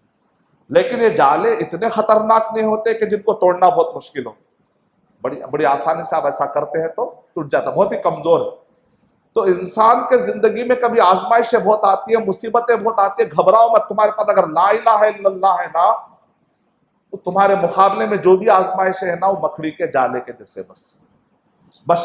اور تم ایسا لکڑی لے کر کیا یہ جالوں کو ہٹانے کے لیے کوئی بہت بڑا توپ کا گولا لانا پڑتا کیا؟ نہیں نا، خالی ایک چھوٹی سی لکڑی یا چھوٹا ہاتھ بھی یا پھونک دے تو نہیں ختم. تو بظاہر آزمائش فتنے جو آتے ایسا لگتا آپ مسلمان ختم، آپ ہر طرف سے مسلمان بادلہ بھرے پورے اخبار پڑھے تو ایسا لگ رہا شیخ ہر طرف سے مسلمانوں کا نڑلا دب جا رہا، آپ ختم. ارے بھائی یہ دور میں تو کلمہ زیادہ ہی پڑھ رہے نا، یہ دیکھتے آپ اتنے نیگیٹو کیوں ہو گیا؟ جتنا تیزی سے آزمائشیں آ رہے ہیں اتنی تیزی سے مسلمان کلمہ بھی تو پڑھ رہے ہیں نا. گلاس میں آدھا پانی ہے، نیگیٹو آدمی ارے آدھا گلاس پانی کم ہے، پازیٹو آدمی کیا ہوتا ہے؟ آدھا گلاس پانی تو بھرا ہوا ہے نا، وہ کیا کہتا ہے میرے پاس گلاس بھی ہے، گلاس میں آدھا پانی بھی ہے. تمہارے پاس تو گلاس بھی نہیں ہے. میرے پاس گلاس بھی ہے، گلاس میں آدھا پانی ہے. ایک آدمی کہتا ہے تمہارے پاس آدھا گلاس کا پانی. ہاں بھائی میرے پاس گلاس بھی ہے، گلاس میں تمہارے پاس کیا گلاسز نہیں ہے نا. میرے پاس لا الہ الا اللہ بھی ہے، میرے پاس محمد صلی اللہ علیہ وسلم کی محبت بھی ہے، میرے پاس قرآن مجید ہے، میرے پاس کعبہ ہے، میرے پاس مکۃ المکرمہ ہے، میرے پاس نبیوں کی تاریخ ہے، میرے پاس قرآن و حدیث ہے. کیا کیا نہیں ہے میرے پاس؟ اگر اب کچھ دنیا نہیں بھی ملتے تو سب کچھ مل گیا نا، پرابلم کیا ہے؟ ایسا سوچتا پازیٹو آدمی. نیگیٹو آدمی یہ بھی کچھ بھی نہیں ہے بھائی، ہر حکومت پوری کمزوری ہے، پوری جتنے مسلمانوں کی حکومتیں پورے بک گئے، کوئی مسلمان نظر نہیں آ رہا. اچھا آپ اکیلے مسلمان رہ گئے شاید نہیں، میرا بھی بارے میں اتنا زیادہ نہیں ہے. اب نیگیٹو میں پی ایچ ڈی کر لیا، آپ خالی نیگیٹو سوچ رہے. پازیٹو کب سوچتے پھر؟ پازیٹو سوچئے تو ایمان ملے گا. اچھا سوچئے، اللہ سبحانہ تعالیٰ کے بارے میں اچھا گمان رکھیے، اچھا سوچئے. الحمدللہ جس دور میں ہم جی رہے، جتنا تبلیغ آج کر سکتے ہیں، اگر صحابہ اکرام کو ٹیکنالوجی مل جاتی تو پوری دنیا میں شاید تبلیغ کا کام لے کے نکل جاتے تھے. آج ٹیکنالوجی، واٹس ایپ، بیٹھے بیٹھے آپ کتنے لوگوں کو اسلام بتا سکتے ہیں. پورے خاندان میں کتنے لوگوں کو آپ ایک اچھی بات بتا سکتے ہیں. ہم کیا کرتے ہیں؟ ضعیف حدیثیں بتاتے ہیں، من گھڑت حدیثیں بتاتے ہیں، کیونکہ گھڑے میں سے وہی نکلے گا جو گھڑے میں روح افزا تو روح افزا نکلے گا، گھڑے میں گندگی تو گندگی. ضعیف روایتیں مان تو ضعیف روایتیں نکلیں گی، موضوع روایتیں تو موضوع روایتیں. تو عنکبوت آزمائشوں کے دور میں نیگیٹو مت ہو جاؤ. یہ جتنے بھی آزمائشیں اینڈ میں کیا ہے؟ مکڑی کا جالا ہے، بس ختم. قرآن مجید کا پڑھنے والا ہمت لے کے نکلتا ہے یا بزدلی؟ ہمت. کنتم خیر امۃ والذین جاہدوا فینا، جو ہمارے راہ میں، سورہ عنکبوت کیسا ختم ہوتا ہے؟ جو ہمارے راہ میں محنت کرتے ہیں، لنہدینہم سبیلنا یا سبلنا، سبلنا، جو ہمارے راہ میں آ جاتے ہیں ہم ان کو راستے عطا کرتے، ایک نے کئی راستے عطا کر دیتے. ایک مرتبہ اللہ کی راہ میں نکلتے کے تو دیکھو، اللہ اسلام کو صحیح طریقے سے علمی طور پہ معلومات کریے، قرآن و حدیث کو سمجھیے، اللہ سبحانہ تعالیٰ راستے آسان کر دے گا. سورہ روم شروع ہوتا ہے ایک پیشن گوئی سے. روم کے جو لوگ ہیں وہ لوگ جو ہے ہار گئے. اب کفار قریش اللہ کے نبی صلی اللہ علیہ وسلم کے پاس آ کر بغلے بجانے لگے. کیوں؟ اس لیے کہ جو روم والے لوگ تھے وہ عیسائی تھے، تو وہ لوگ دعویٰ کرتے تھے کہ آسمان سے ہمارے پاس کچھ آیا ہے. اور ان کے مقابلے میں جو قوم تھی کسرا تھی، وہ آگ کی پوجا کرنے والی، تاروں کی پوجا کرنے والی. یہ جو کفار قریش وہ کہتے تھے کسرا والے ہم سیم، کیونکہ ہم بھی بتوں پوجا کرنے والے، وہ آگ کو پوجا کرنے والے، ہم سیم. اور محمد صلی اللہ علیہ وسلم اور یہ جو عیسائی ہیں اوپر سے وہی کے ماننے کا دعویٰ کرنے والے. تو جیسے ہی روم ہار گیا کسرا کے مقابلے میں، تو اللہ کے نبی صلی اللہ علیہ وسلم کے پاس کفار قریش آ کر بغلے بجانے لگے. بولے جیسا وہاں پر روم ہارا نا، ویسا ایک دن ہم بھی تم کو ہرا دیں گے محمد صلی اللہ علیہ وسلم. ابو بکر رضی اللہ تعالیٰ عنہ کو جو ہے غصہ آیا. بولے کہ ایسا کہتے ہیں. قرآن میں اللہ سبحانہ تعالیٰ کیا نازل کیا؟ الف لام میم غلبت الروم فی ادنی الارض وهم من بعد غلبهم سیغلبون. جیسے آیت نازل ہوئی، وہ لوگ کہہ رہے تھے ناممکن ہے کہ اب روم واپس آ جائے. اس زمانے ایک انسان نارمل جو سوچ ہے اس کے حساب سے روم واپس نہیں آ سکتا، لیکن قرآن مجید میں اللہ سبحانہ تعالیٰ کیا کہہ رہے ہیں؟ نہیں، روم واپس آ سکتا. تو ابو بکر رضی اللہ تعالیٰ عنہ کے پاس وہ لوگ آ کر کہتے ہیں اب جیسا وہ لوگ واپس نہیں آئیں گے ویسے تم بھی ختم ہونے والے ہو. ابو بکر رضی اللہ تعالیٰ نے کہا نہیں، قرآن مجید میں اترا ہے کہ روم واپس آئے گا تو آئے گا. تو انہوں نے کہا کتنے سال میں آئے گا؟ تو انہوں نے کہا کہ بہت جلد آئے گا، بس ختم آئے گا کچھ ہی سالوں میں. تو سامنے والوں نے کہا ٹھیک ہے، شرط. تو اللہ کے نبی صلی اللہ علیہ وسلم نے کہا فی بضع سنین، بضع عربی زبان میں کہتے ہیں 9 تک، آخری جو اس کی حد ہے 9. تو کہا کہ 5-6 سال 7 سال کی شرط مت مانگو، 9 کی کہو، 9 سال میں یہ ہونے والا. اور وہ سامنے والے جو کفار قریش تھے انہوں نے کہا چانس ہی نہیں ہے کہ 9 سال میں ہو جائے. تو انہوں نے کہا چلو لگی شرط. ایک طرفہ شرط لگانا یا اسلام کے غلبے کے لیے چیلنج دینا جائز ہے، اس سے علماء کرام نے اصول نکالا. کبھی کبھی ڈیبیٹ میں ہوتا نا، اگر کوئی ثابت کر دے تو میں $100 دوں گا. ایک طرفہ شرط والی جو چیلنج والی گفتگو ہوتی ہے ڈیبیٹ کے دوران جائز ہے، اس سے دلیل نکالی علماء کرام نے. اور ہوا کیا؟ اس کے اندر کیا لکھا ہے؟ سورہ روم کے اندر یہ لکھا ہوا ہے یہ اس وقت پر ہوگا، روم کے لوگ واپس اس وقت پر جیتیں گے جس دن مسلمان بہت خوش ہوں گے. جنگ بدر جیت کر مسلمان واپس آ کے بہت خوش آ رہے تھے، پتہ چلا کہ روم واپس آ گیا، روم جو غالب ہو گیا. تو قرآن مجید میں جو جو لکھا گیا ایک ایک پیشن گوئی پوری ہوئی. اور فی ادنى الارض، زمین کے ڈوغن حصے میں، اس کے دو معنی ہیں. ادنا کا معنی قریب، یعنی مکے سے بہت قریب، یعنی سیریا، عراق اور سیریا کے درمیان ایک جگہ تھی، وہاں پر جنگ ہوئی. تو یہ مکے سے یعنی سعودی عرب سے بڑا قریب ایریا، سب سے قریب ایریا جو پوائنٹ پڑتا تھا عراق اور ایران کا، وہ ایریے میں. اس کا اور ایک معنی آج کے دور میں لیا گیا کہ پورے دنیا کے زمینوں میں سب سے زیادہ ڈوغنی حصہ کہاں پر ہے؟ وہیں پر ہے جہاں پر جنگ ہوئی.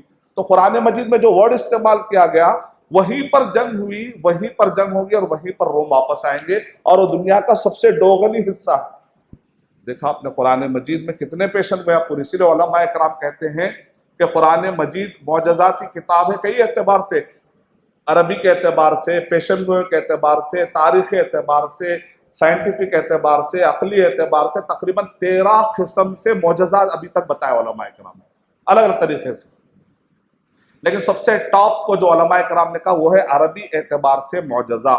تو یہ سورہ روم کے اندر کیا نشانیاں، کافی نشانیاں.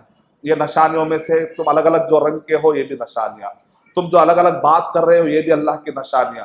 تو کوئی آدمی یہ فخر نہ کرے یہ ٹیملین ہے، میں اردو ہوں، میں تیلگو ہوں، جائز نہیں.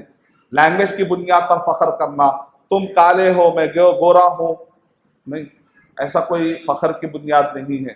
تمہارا سونا اور تمہارا اٹھنا اور تمہارا جاگنا یہ سب اللہ سبحانہ تعالیٰ کے نشے. یہاں تک کہ اللہ تعالیٰ نے جب تمہارے شادیوں کا انتظام کیا تو اللہ تعالیٰ نے تمہارے ہی جنس میں سے اللہ تعالیٰ نے مرد اور عورت پیدا کی. یعنی اگر عورت کو بھی چاہیے، اگر جانور، تصور کریے تھوڑی دیر کے لیے کہ آپ کی شادی جو ہے ایک جانور سے ہونے والی، بہت مشکل ہوتا، لائف کیسے گزاریں گے؟ تو اللہ تعالیٰ کہہ رہے یہ اس کی نشانیوں میں سے ہے کہ اس نے تمہارے ہی نفسوں میں سے جوڑا بنا دیا. اگر یہ تصور ہو جائے کہ شیر سے شادی کرنا، شادی ہو رہی کہ شیری کھا لے رہا کہ رات میں، بلی سے شادی ہو رہی سمجھو، اب بلی کو کتنا دودھ پلا لیتے بیٹھے، چاہے مرد ہو چاہے اور دونوں بھی غور کرنا ہے. عورتیں بھی غور کرنا ہے کہ اللہ تعالیٰ نے آدم علیہ السلام یعنی جانوروں کی ایک نسل دنیا میں، اس کو اسپیس یعنی الگ الگ قسم کے دنیا میں ہزاروں تعداد میں، درختوں کے الگ قسمیں، جانوروں کے الگ قسمیں ہیں. اس میں سے انسان ایک نوعیت ہے، اس میں سے اللہ تعالیٰ نے اس میں جوڑا بنایا، میل اور فیمیل. تو اللہ سبحانہ تعالیٰ کہہ رہے ہیں کتنی بڑی نشانی ہے کہ اللہ تعالیٰ نے سلسلہ رکھا. دنیا میں خواتین نہیں ہوتے تو پورے مرد خالی آپس میں گفتگو کرنا، نہیں پورے مرد مل رہے ہیں گفتگو کر لیں، یا پورے خالی خواتین رہتے مرد نہیں رہتے، خالی آپس میں مل لینا گفتگو کر لیں. تو عجیب اللہ تعالیٰ کہ ہم نے نہ صرف جوڑے بنائے، تم کے اندر نسل جاری کی، تو اس میں ایک انٹرسٹنگ ہوگی، لائف انٹرسٹنگ ہوگی. اگر یہ سب نہیں رہتا تو لائف میں اتنا انٹرسٹ نہیں. تو اللہ سبحانہ تعالیٰ اس زمین پہ جینے کے لیے تمہارے لیے کیا کیا نہیں دیا. ایک ایک چیز پہ غور کرتے جاؤ گے نا، ایک آیت میں ہی پوری رات ختم ہو جائے گی. تو یہ سورہ روم کے اندر نشانیوں کا کثرت سے ذکر ہے، اور ان نشانیوں کے بعد پھر بھی اگر کوئی آدمی کچھ خوبی پا کر اس پہ فخر کرے گا تو اس کے لیے کیا حدیث سنائی تھی ہم نے، یاد ہے آپ کو؟ تعصب یعنی کہ کنبے کی، قبیلے کی، رنگ کی بنیاد پر یا زبان کی بنیاد پر یا اپنے آپ کو سپیریئر جو لوگ سمجھتے ہیں، تعصب، ریسزم. اس کے لیے کیا حدیث ہے؟ اللہ کے نبی صلی اللہ علیہ وسلم نے ارشاد فرمایا ایک گندا کیڑا جس کے ناک سے گندگی نکلتی ہے، اس گندگی نکلنے والی گندگی سے بھی گندا ہے وہ شخص جو دوسرے انسان کو گرا کر دیکھتا ہے کچھ زبان کی بنیاد پر یا جگہ کی بنیاد پر یا کسی، یہ سب تعارف کے لیے، کسی کو فخر و غرور کے لیے سب نہیں.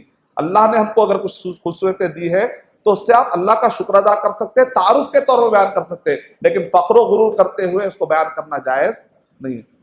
اب سورہ روم میں عیسائیوں کا قصہ ذکر کر کے سمجھایا گیا. اس سے پہلے عنکبوت میں آزمائشوں کا ذکر ہے، اس سے پہلے نبیوں کا ذکر ہے. تو اب لقمان علیہ السلام کا ذکر ہے، سورہ لقمان، کیونکہ جو کفار قریش ہے لقمان علیہ السلام کی بڑی عزت کرتے تھے، بڑی اونچی شخصیت ہے، اور کفار قریش ان کی کافی حکمتیں بیان کرتے تھے. تو اللہ سبحانہ و تعالیٰ نے سورہ لقمان کے اندر بتایا کہ اے کفار قریش، یہ لقمان علیہ السلام تو اپنے بچے کو کیا تاکید کر رہے ہیں؟ ان الشرک لظلم عظیم، بے شک شرک کیا بہت بڑا ظلم ہے. عقیدے کے اندر سے شرک صاف کر رہے ہیں، یعنی ایک انسان کو اپنے بارے میں جانچنا ہے کہ میں صحیح اسلام کے کے مطابق جا رہا ہوں نہیں جا رہا ہوں، تو 4 چیزیں دیکھ لیں۔ عقیدہ صحیح ہونا ہے، عقیدے میں شرک برا، عبادات میں بدعتیں بری، معاملات میں حرام برا، اور اخلاقیات میں بد اخلاقی بری۔ سورہ لقمان کے اندر اپنے بیٹے کو جو نصیحت کر رہے عقیدے کی، عبادات کی اور فکری تربیت، اپنے بچوں کو جو ہے فتنوں سے بچانا ہے تو فکری تربیت کرنا ہے۔ فکری تربیت کا مطلب کیا ہے؟ 2 تربیتیں ہوتی ہیں۔ آپ روزانہ بچے کو نماز کے لیے لا رہے ہیں، بچہ اٹھک بیٹھک کر رہا ہے، نماز پڑھ رہا ہے، سب کر رہا ہے، لیکن پھر بھی میرا بچہ بھٹک گیا۔ ہاں بھائی، اس لیے بھٹکا کیونکہ آپ نماز پڑھائے، لیکن نماز میں کیا پڑھ رہے سمجھائے کیا بچے کو؟ نہیں سمجھائے۔ آپ سمجھو اٹھک بیٹھک کا نام ہے اسلام، تھوڑے سجدے کر لیے، تھوڑے نماز پڑھ لیے، تھوڑا بچہ قرآن پڑھ لیا، تھوڑے سورہ یاد کر لیا، تو آپ سمجھے اسلام کہاں خطا ہو گیا؟ اس کو اسلام سمجھ میں نہیں۔ فکری تربیت، لقمان علیہ السلام کیا کہہ رہے ہیں؟ یا بنی انہا ان تک مثقال حبۃ من خردل فتکن فی صخرۃ او فی السماوات او فی الارض یأتی بها اللہ۔ اے میرے بیٹے، اگر تو کچھ بھی کرے گا نا آسمان میں یا زمین میں، تو کہیں پر بھی یا پہاڑوں میں چھپ کر، تو بچے دماغ میں ڈالنا، تو اللہ تعالیٰ قیامت میں لا کے رکھ دے گا۔ ہم کیا کرتے ہیں؟ میرے سامنے یہ سب نہیں ہونا، مطلب بعد میں جب کر سکتے، بچے کو آپ بول دیں اشارے میں، ایسا نا میں ہوں یا نہ، بچوں کیا بیٹا میں ہوں یا نہ ہوں اللہ دیکھ رہا ہے۔ توحید کا تقاضا، محمد صلی اللہ علیہ وسلم کے طریقے کے مطابق چل۔ اگر تم غلط کرو گے تو قیامت میں تم کو اس کا غلط بھگتنا پڑے گا، اگر تم اچھا رہو گے تو قیامت کے دن تمہارے لیے اچھی وہاں پر نعمتیں ملنے والی ہے۔ بچے کو توحید رسالت آخرت ایسے سمجھاؤ کہ بچے کا مائنڈ کو ایسا پروگرام کر دو کہ بچہ جو ہے مینٹلی اتنا فٹ ہو جائے، چاہے آپ رہو دنیا میں رہو یا گھر میں رہو یا نہ رہو، دنیا میں رہو نہ رہو، وہ بچے کو ہے اللہ تعالیٰ دیکھ رہا ہے، گناہ سے وہ خود بچے، وہ خود دیکھ لے کہ واٹس ایپ کیسا یوز کرنا ہے، یوٹیوب کیسا یوز کرنا ہے، فیس بک کیسا یوز کرنا ہے، چاہے بڑے دیکھ رہے ہیں نہیں دیکھ رہے ہیں، چھپ کر اندھیرے میں کیسے ہے، اس کے اندر اتنی سوچ ڈال دو کہ میری وجہ سے نہیں، بڑوں کی وجہ سے نہیں، تمہاری آخرت تم دیکھو، اتنی سوچ پیدا کرنا ضروری ہے۔ یہ سورہ لقمان کے اندر آگے اخلاقیات اچھا کرنے کا بھی درس ہے، ایٹیٹیوڈ کیسا ہونا، بات کیسے کرنا چاہیے، باتوں میں کیسی نرمی ہونی چاہیے، چال کیسی ہونی چاہیے، ہر چیز لقمان علیہ السلام سکھا رہے۔ تو سورہ لقمان، اس کے بعد سورہ سجدہ، سورہ سجدہ سے لے کر سورہ زمر تک، سورہ سجدہ سورہ نمبر 32، سورہ احزاب سورہ نمبر 33، سورہ سبا سورہ نمبر 34، سورہ فاطر سورہ نمبر 35، سورہ یاسین سورہ نمبر 36، سورہ صافات سورہ نمبر 37، سورہ صاد سورہ نمبر 38، سورہ زمر سورہ نمبر 39۔ یہ پورے سورتوں کا ایک ٹاپک ہے، وہ ہے سپردگی، حوالے کر دینا۔ مسلم کا معنی کیا ہے؟ اپنے آپ کو حوالے کر دینا۔ عرب کے لوگ کیا کہتے تھے؟ وہ اونٹنی جو آقا جیسا بولے ویسا چلتی ہے، اس کو عرب کے لوگ کہتے تھے ناقۃ مسلمہ، یہ اونٹنی مسلم ہے کہتے تھے۔ کیوں؟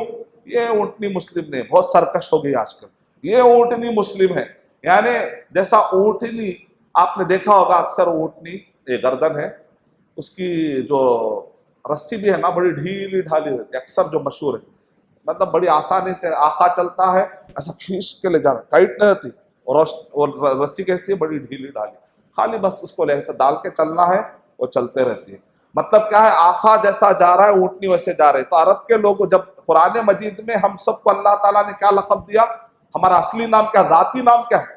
صفاتی نام بہت ہے قرآن مجید میں، قرآن مجید میں صفاتی نام تو بہت ہے نا، انصار آیا ہے، مہاجرین آیا، سب صفات، لیکن جو ذاتی نام ہے ہمارا وہ کیا ہے؟ مسلم۔ ذاتی نام اور صفاتی نام کی بحث بھی لوگوں کو نہیں معلوم، اس لیے لوگ بولتے ہیں نہیں میں مسلم ہوں، کچھ بھی نہیں ہوں، تو پھر مہاجر نہیں ہے آپ، انصار مہاجر یہ سارے جو لقب ہے قرآن میں انکار کر دیں گے آپ، مومن محسن متقی، تو یہ سب صفاتی نام۔ تو اب یہ جو ذاتی نام ہے، یہ جو ذاتی نام ہے مسلم، اس کے پیچھے یہ واقعہ ہے کہ ناقۃ مسلمہ، یعنی جس طریقے سے اونٹنی نے اپنی رسی آقا کے حوالے کر دی، ہم نے بھی اپنے خواہشات، اپنے مرضیاں اور اپنے فکر، اپنے افکار سب کس کے حوالے کر دی؟ ہم نے اللہ۔ آپ سورہ سجدہ میں دیکھیے، سورہ سجدہ ہر جمعہ میں ہم پڑھتے ہیں اور پورے امام صاحب کے ساتھ سجدے میں چلے جاتے ہیں، سپردگی۔ اور سورہ سجدہ کے اندر ذکر گیا موسیٰ علیہ السلام کی قوم ہے جو سپردگی کر رہی تھی، لیکن موسیٰ علیہ السلام کو ماننے والے بنی اسرائیل جب ہٹ درب ہو گئے تو اللہ سبحانہ و تعالیٰ نے ان کو عذاب چکایا. لیکن جب وہ اچھے ہو گئے، بنی اسرائیل میں ایک وقت ایسا ہے کہ بنی اسرائیل کے لوگ اچھے ہو گئے تو اللہ تعالیٰ کہہ رہے وَجَعَلْنَا مِنْهُمْ أَئِمَّةً يَهْدُونَ بِأَمْرِنَا لَمَّا صَبَرُوا وَكَانُوا بِآيَاتِنَا يُوقِنُونَ. جب قوم میں کسی بھی قوم میں دو طاقتیں پیدا ہو جائے تو وہ قوم لیڈرشپ کوالٹی پہ آتی ہے، اور جب بھی وہ قوم میں دو چیزیں چلے جاتی ہے تو وہ قوم ذلیل آتی ہے. امت مسلمہ جب بھی ہم نے دو صفتیں اپنا لی تو ہم نے کائنات میں خلافت کی گدیاں سنبھالی، کائنات میں لیڈرشپ کوالٹی ہم نے سنبھالی. جب یہ دو صفتیں ہم سے کھو گئی تو ہم ذلیل و خوار ہو گئے. کیا ہے وہ؟ لما صبر، استقامت، دین پر جمے رہنا، دین کو چھوڑنا نہیں. وَكَانُوا بِآيَاتِنَا يُوقِنُونَ، اللہ سبحانہ و تعالیٰ کے آیتوں پر، قرآن و صحیح حدیث پر بھروسہ، ایمان رہنا ہے، اور استقامت کے ساتھ اس کو اپنے زندگیوں میں نافذ کرتے چلے جانا. ایمان اور استقامت کے ساتھ عمل میں قائم رہنا، یعنی ایمان اور عمل کی اگر یہ دولت مسلمانوں میں آ جائے، کائنات کی کوئی طاقت ان کو ٹکر سے ڈھیر نہیں کر سکتی. بنی اسرائیل تو سورہ سجدہ میں بتایا گیا کہ کب ڈاؤن فال ہوتا ہے اور کب رائز ہوتا ہے، بتا دیا گیا سورہ سجدہ کے اندر. سورہ احزاب سورہ نمبر 33 میں بھی بتایا گیا کہ جو اللہ کی راہ میں سپرد کر دینے والے ہوتے ہیں، سورہ احزاب میں. اور سورہ احزاب کیا بدنی صورت ہے. ابھی تک جتنے صورتیں آپ پڑھتے آ رہے تھے سورہ نمل سے ابھی تک پورے مکی صورتیں، یہ مدنی صورت ہے. اور اس کے اندر خاص طور سے احزاب مانے ٹکڑیاں. اللہ کے نبی صلی اللہ علیہ وسلم کے زمانے میں ابو سفیان نے کیا کہا؟ جنگ بدر، جنگ احد، ہر جگہ پہ ہمارا نقصان ہو رہا ہے. ایسا کرتے پورے قبیلے والوں کو جمع کر کے مدینے کے اوپر حملہ کر دیتے ہیں، پوروں کو جمع کر لیں گے. تو پورے قبیلے جمع ہو گئے. احزاب مانے کئی جماعتیں، پوری جماعت والوں نے، پورے جماعتیں، قبیلے پورے مل کر مدینے پر. مدینہ چھوٹا ہے، اگر ان کو ابھی چھوڑ دیں گے نا، یہ پاورفل ہو جائیں گے تو بعد میں بہت مشکل ہو جائے گا. پورے لوگ مل کر اٹیک کریں گے. تو یہ اللہ تعالیٰ نے قرآن مجید میں ارشاد فرمایا سورہ احزاب میں وَزَاغَتِ الْأَبْصَارُ، یعنی آنکھیں پتھرا گئی تھی اور کلیجے منہ کو آنے لگے تھے، ایسا سخت. لیکن اس حالت میں بھی جو اللہ کے نبی صلی اللہ علیہ وسلم اور ساتھی جو تھے نا، وہ اللہ کے سپرد تھے. انہوں نے اپنے خواہشات کو کہا کہ اللہ اس کے رسول صلی اللہ علیہ وسلم کے مطابق چلیں گے. لیکن جو منافقین تھے وہ ہل گئے، انہوں نے اپنے آپ کو سپرد نہیں. یعنی حالات کیسے بھی ہو، حالات کتنے بھی خراب ہو، ہم اللہ اور اس کے رسول صلی اللہ علیہ وسلم کے ہی ہو کر رہیں گے. یہ ہے سورہ احزاب میں. آپ جانتے ہیں سعودی عرب میں سب سے بڑے جو کمپنیاں ہیں ان سے پوچھا گیا کہ آپ مدینے میں خندق کھودی گئے تھے. احزاب میں کیا ہوا تھا؟ خندقیں کھودی گئی تھی نا. خندق مطلب بڑے بڑے گڑھے، کیونکہ یہ لوگ جو کفار قریش حملہ کر رہے تھے مدینے میں آنے کے لیے، ان کے پاس جو رستے باقی تھے. آج کے دور میں جو مساجد ہے صبا ایک ایریا، ہر طرف تو پہاڑ ہے، لیکن ایک جگہ پر کیسا ہے، تھوڑی سی جگہ ہے جہاں سے مدینے میں انٹری لے سکتے.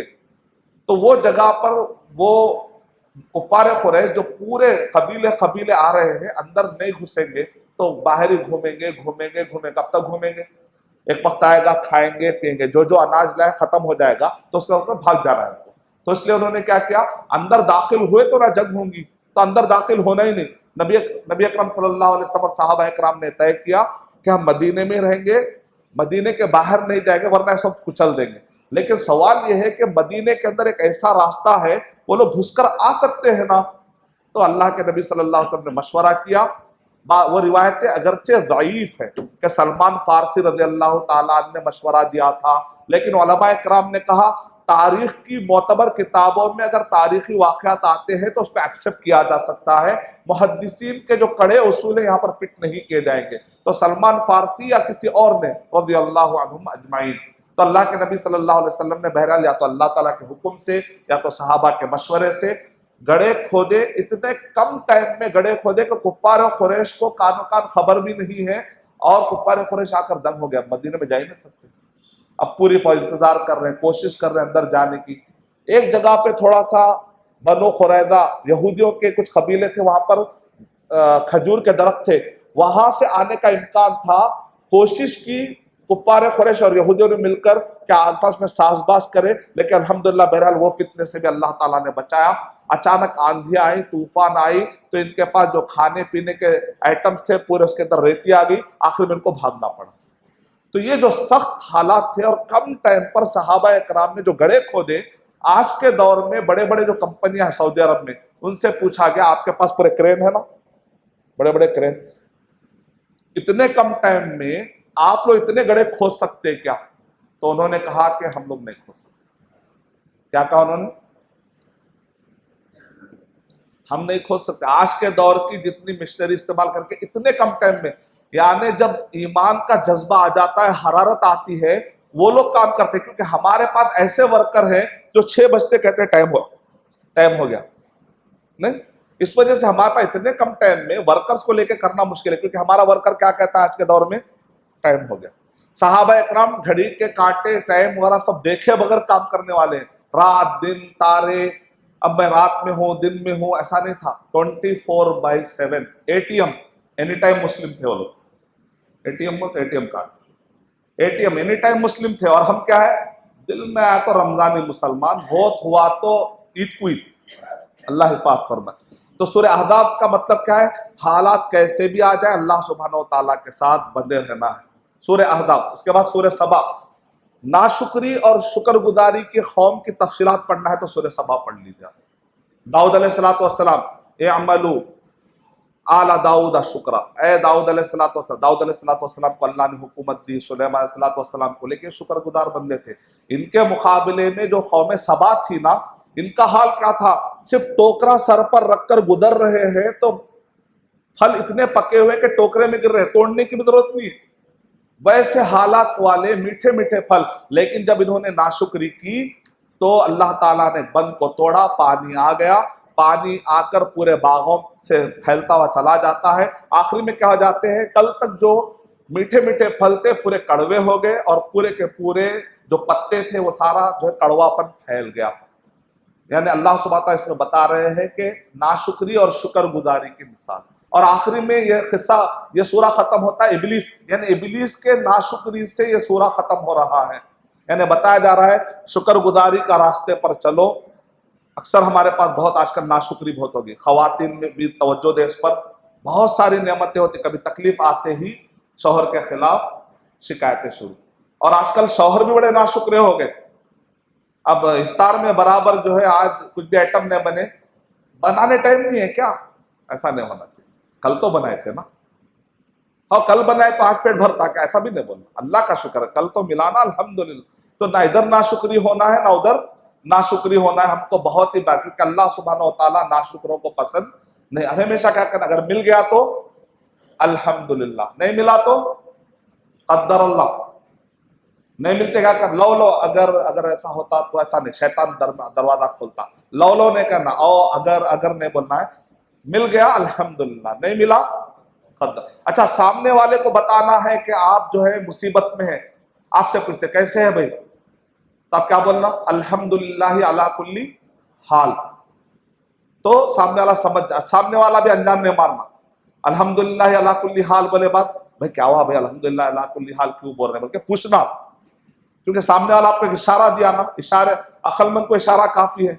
ہم لوگ جب مدینہ یونیورسٹی میں پڑھتے تھے تو مہینے کو وہاں پر جو ہم کو ایک اسٹے فنڈ ملتا تھا، ہر مہینہ اتنے پیسے رکھو کھانے پینے کے لیے۔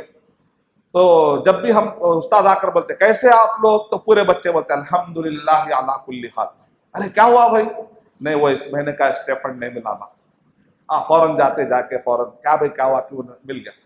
اب ہمارے پاس کیا انجان مار دیتے ہیں، الحمدللہ علی کل حال 10 مرتبہ بولے تو سنے نہیں آیا، ویسا نہیں ہونا، سننا الحمدللہ علی کل حال، یہ طریقہ ہے آپس میں گفتگو کرنے۔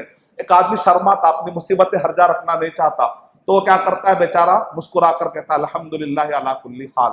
مجھے کبھی کبھی واٹس ایپ پہ آتا ہے الحمدللہ علی کل حال، تو میں سمجھ جاتا ہوں شاید وہ شرما کے کچھ نہیں بول رہے، تو فوراً بھائی کیا ہے۔ یہ طریقہ ہوتا ہے، اہل علم کا طریقہ ہوتا ہے۔ علم والے لوگ جو ہے کبھی بھی کھل کر اپنی بات نہیں رکھتے، کیونکہ ان کے دماغ میں تو اللہ سے رکھوں گا، لیکن اسباب کے طور پہ بندوں سے مدد لینا کوئی بری بات نہیں ہے۔ تو شکر کا جذبہ ہونا چاہیے، الحمدللہ، نہیں ملا قدر اللہ، صبر کا، تو صبر اور شکر کا سورہ ہے سورہ سبا۔ اس کا مطلب یہ ہے کہ حالات تمہارے اچھے ہو تو بھی اللہ کے ہونا ہے، برے حالات ہو جائے تو بھی اللہ سبحانہ و تعالیٰ ہی کے ہو کر رہنا چاہیے۔ سورہ فاطر اور سورہ یاسین. اس میں غور کریے آپ, شرک اور دماغ لڑا کر جو لوگ کفر کے راستے, ایگنوسٹک, ایتھسٹ, خبر کے عذاب کا انکار کرنے والے, آخرت کے تصور کا انکار کرنے والے, آخرت کو نہیں ماننے والے, غیب کو نہیں ماننے والے, سورہ فاطر اور سورہ یاسین میں ان دونوں کا علاج کیا گیا. یعنی اللہ سبحانہ و تعالیٰ کے آپ کو اپنے آپ کو حوالے کر دینا ہے, شک میں نہیں رہنا ہے. آخرت کے بارے میں ہے کہ نہیں ہے کہ ٹھیک ہے اب تو پڑھ لینا ہے کہ نہیں, ارے شک میں بھی آیا تو مسئلہ ہوتا بول رہے, دل میں تو یقین نہیں آیا, مطلب پکا نہیں. ایسا کیوں آتا ہے؟ علم کم ہوتا. قرآن مجید پڑھنا چاہیے. یہ دل کی بیماری کہتے ہیں اس کے بارے میں, اللہ کے بارے میں, غیب والی چیزوں کے بارے میں. سورہ فاطر کے اندر اللہ سبحانہ وتعالی لا یملکون من قطمیر, قطمیر, نقیر اور فتیل, یہ جو گٹلی ہے, گٹلی کے اوپر جو باریک جھلی آتی دیکھے, وائٹ وائٹ وائٹ وائٹ, اس کے اوپر جو کور آتا وہ ہے قطمیر. اگر اور درمیان میں جو ایک جو لائن ہے نقیرہ, گڑا, اس کے ہوٹا اوپر سے, اور اسی طریقے سے فتیلہ, اس کو ذرا درمیان کے گڑے کو ذرا گھسیں گے تو اس میں سے ایک تاغا نکلتا. اللہ سبحانہ تعالیٰ کہہ رہے ہیں اس کو بھی پیدا کرنے کے لوگ قابل نہیں ہے, تم ان کو جا کر اپنی مرادیں سنا رہے ہو. اور عجیب عقیدہ ہے مسلمانوں کا, کل تک وہ بابا جو ہے خود سے کھا رہے, خود سے پی رہے, جیسے ان کا انتقال ہو گیا تو اچانک ان کے اندر نئے نئے صفتیں آ جا رہی. وہ سنگ مرمر کے پتھر میں یہ کہتے یا بول کر نام لگا کے پوچھتے, تو سنگ مرمر کے پتھر کو پار کر کے وہ آواز اندر بھی چلے جاتی.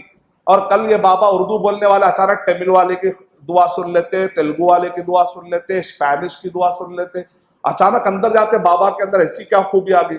اور یہ بابا ڈائریکٹ بھی سن لے رہے, اللہ تعالیٰ کے بارے میں کہہ رہے کہ وسیلہ سے سنتا ہے, اور یہ بابا بغیر وسیلے کے سن لیتے ہیں.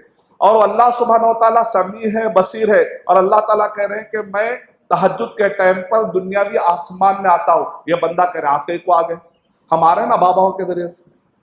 ارے بندے میں سمیع ہوں, سننے والا ہوں, ایسا کیسے سنتے آپ؟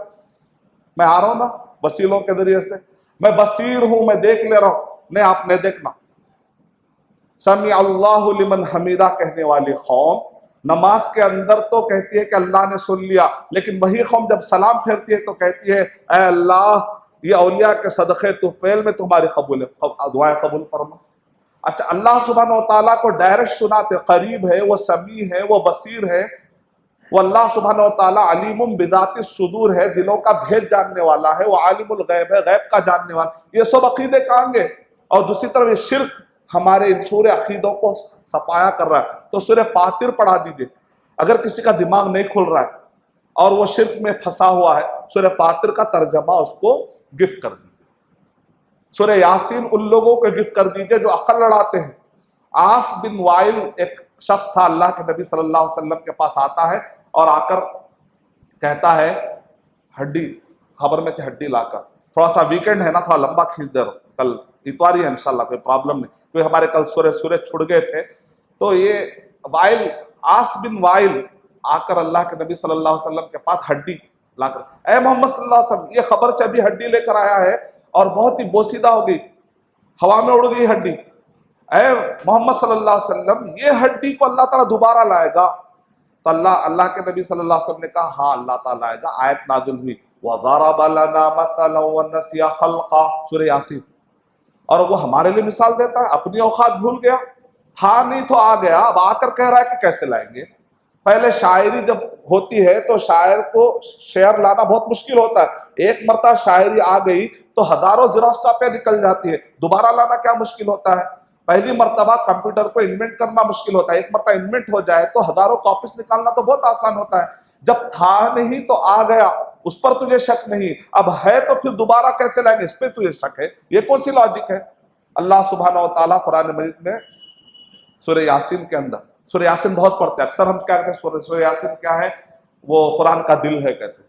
اب گردہ کا ہے, یہ تو بیکار بات ہے, من گھڑت بات ہے. رحمان کیا ہے, قرآن مجید کی دلہن کیا ہے, پھر دلہا کا ہے, اب بنا لی اپنی طرف سے. حامیم سورہ کیا ہے, قرآن مجید کا تاج ہے, تاج ہے تو پھر ہاتھ کا کڑا کا ہے.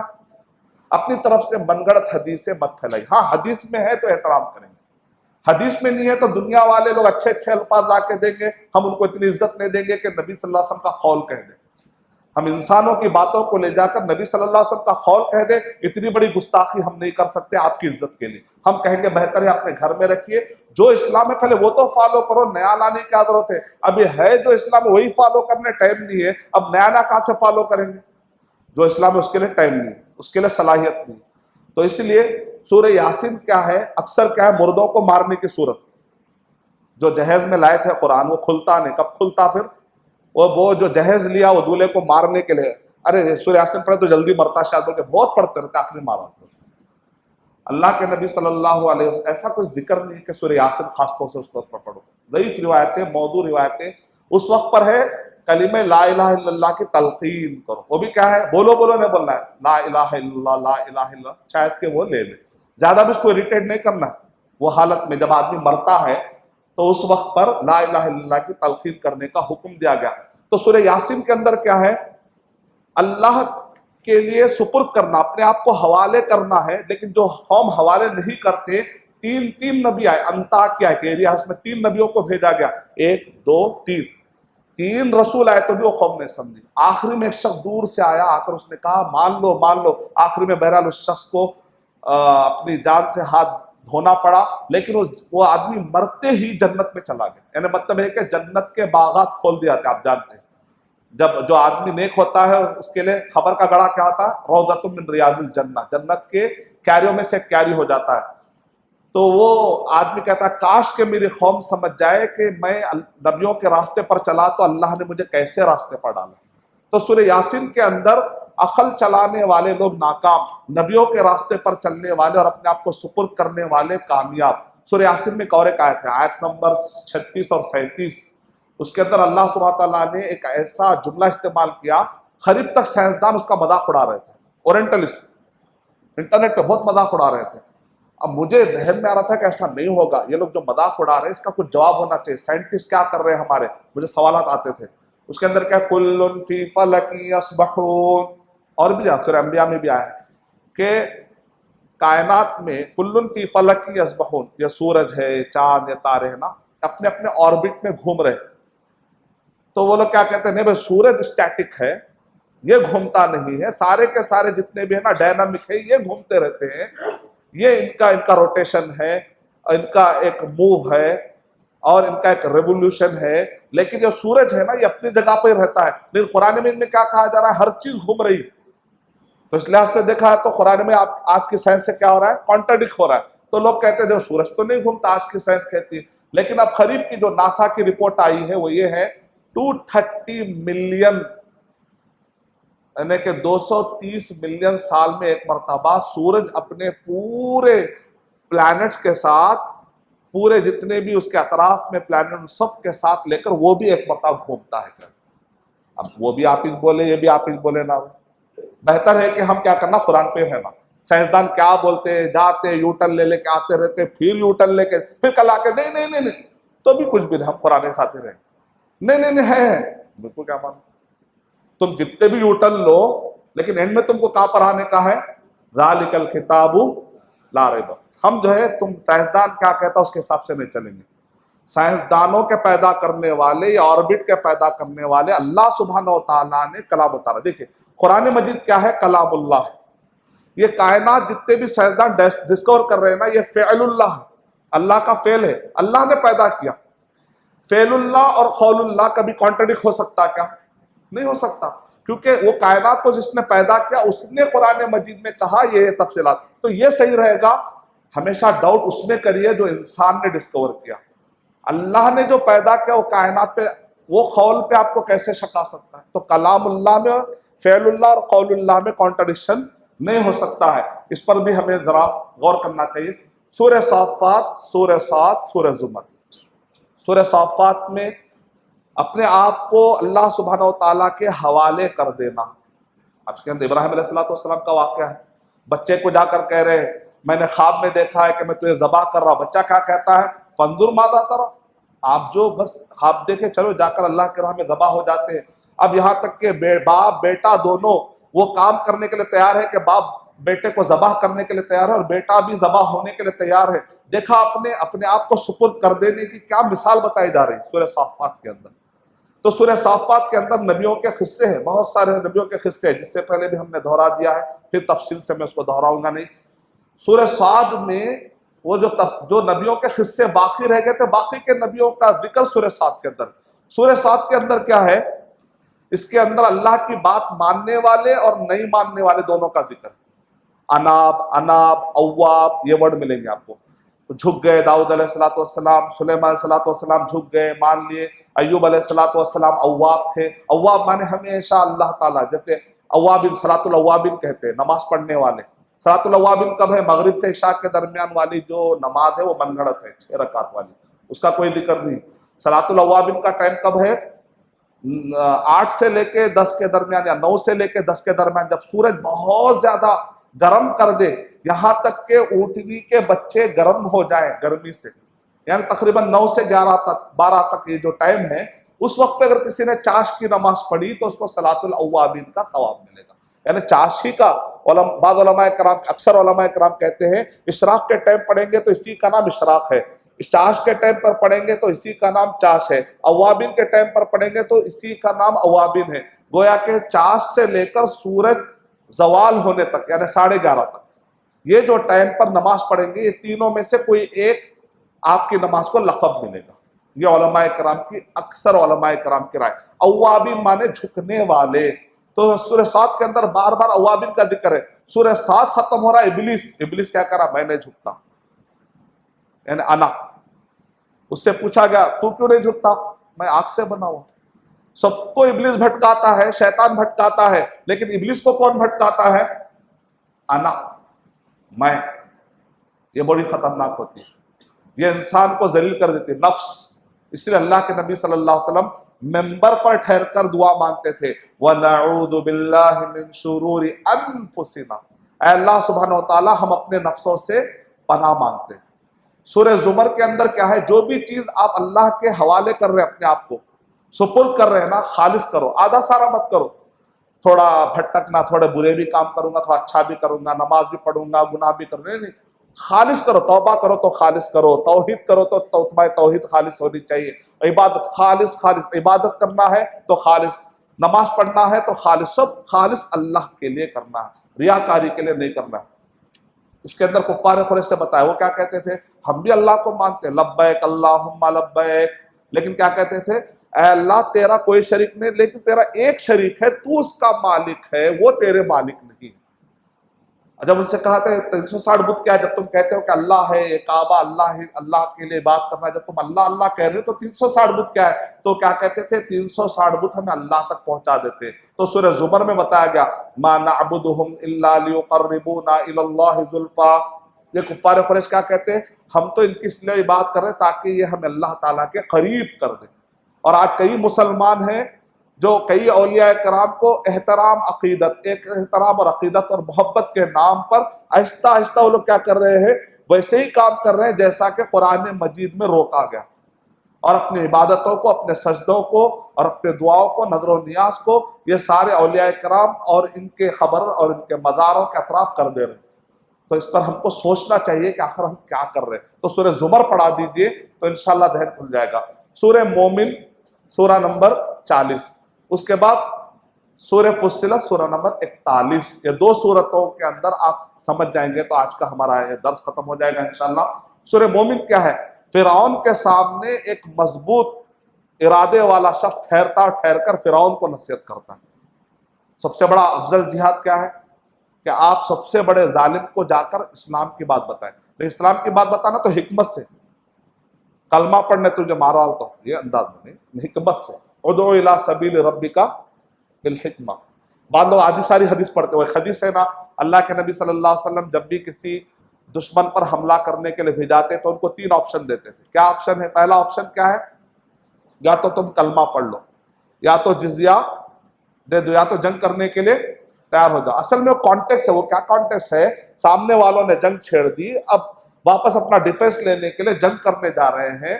تو اب دیکھو آخری میں جنگ سے پہلے آخری چیتاونی، جیسا مشہور ورڈ ہے لاسٹ وارننگ جس کو کہتے ہیں، اس وقت کے گفتگو کا ایک حصہ ہے وہ، اس کو نکال کر جو لوگ قرآن و حدیث کو نیا پڑھتے نا، وہ لوگ ارے 3 آپشن دینا ہے، گھر کے پاس کون، ادھر آؤ، 3 آپشن ہے تمہارے واسطے. ارے میں دودھ ڈالنے آتا صاحب. نہیں تمہارے واسطے 3 آپشن. نہیں صاحب میں روزہ دودھ ڈالنے آتا تھا. کل حدیث نہیں پڑھے کیا ہو؟ کل حدیث نہیں پڑھا, آج ہی حدیث پڑھا. وہ آؤٹ آف کنٹیکسٹ. تو ہم اسلام کو بدنام کرنے میں ہماری جہالت کا بھی بہت بڑا دخل ہے. آؤٹ آف کانٹیکسٹ کوٹ کرتے ہیں میڈیا والے, اس کو بہانہ بنا دیتے. اے دودھ والے تیرے لیے اب 3 آپشن ہے, یا تو تو مسلمان بن, یا تو جزیہ دے. اچھا جزیہ اب آپ کو دینا, پورے لوگوں کا جزیہ جمع کر. ہاں میں اس ایریا کا, اب میں ہوں نا, یہ ایریا میں میری ہوا چلتی ہے, جہاں ہوا چلتی سب سے جزیہ. حاکم ہے آپ حاکم ہیں. حاکم کے لیے, حاکم کی طرف سے جو نمائندہ ہوتا ہے اس کے لیے آؤٹ آف کانٹیکسٹ کوٹ کر. یا نہیں تو تم جنگ کرنے کے لیے تیار ہو جاؤ. نعوذ باللہ. ایسا کریں گے اگر قانون کی پاسداری نہیں کریں گے, اس ہندوستان میں آپ ہاتھ کاٹنے کا جو قانون ہے وہ بھی نافذ نہیں کر سکتے. آپ سر کاٹنے کی بات کر رہے ہیں. کون سا اسلام پڑھے آپ؟ کہاں پڑھ لیے؟ کس نے پڑھا آپ کو؟ الف با پڑھے, LKG پڑھے, UKG پڑھے, کوسا پڑھ لیے اسلام؟ کہاں پڑھ لیے؟ تمل میں پڑھے, عربی میں پڑھے, کہاں پڑھے؟ لوگوں کو اسلام کا قرآن مجید پڑھتے نہیں, آدھا سارا پڑھتے, آؤٹ آف کانٹیکسٹ کوٹ کرتے ہیں میڈیا میں, پھر کو کوٹ کر دیا جاتا ہے. جب ان سے پوچھا تھا ٹھیک ہے بھائی چوری کی جو سزا ہے نافذ کر سکتے ہیں؟ نہیں ارشد بھائی ہندوستان میں کہاں ہے قانون ہمارا, حکومت. تو ہاتھ نہیں کاٹ سکتے, گردن کاٹنے کی بات کر رہے ہیں, قانون کو ہاتھ میں لے رہے آپ.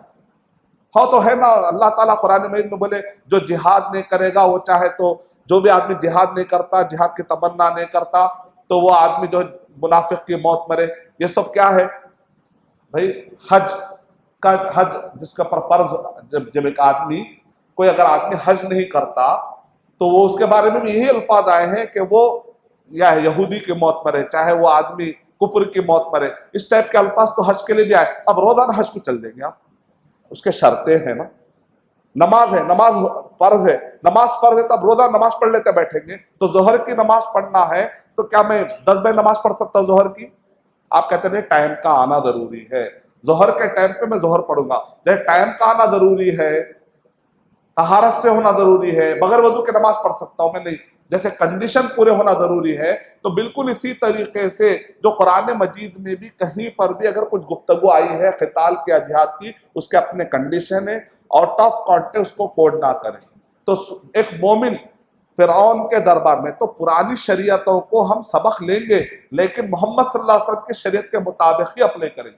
ابراہیم علیہ السلام گئے, بتوں کو توڑ دیے, آج جا کر میں ہی بتوں کو توڑ دیتا ہوں.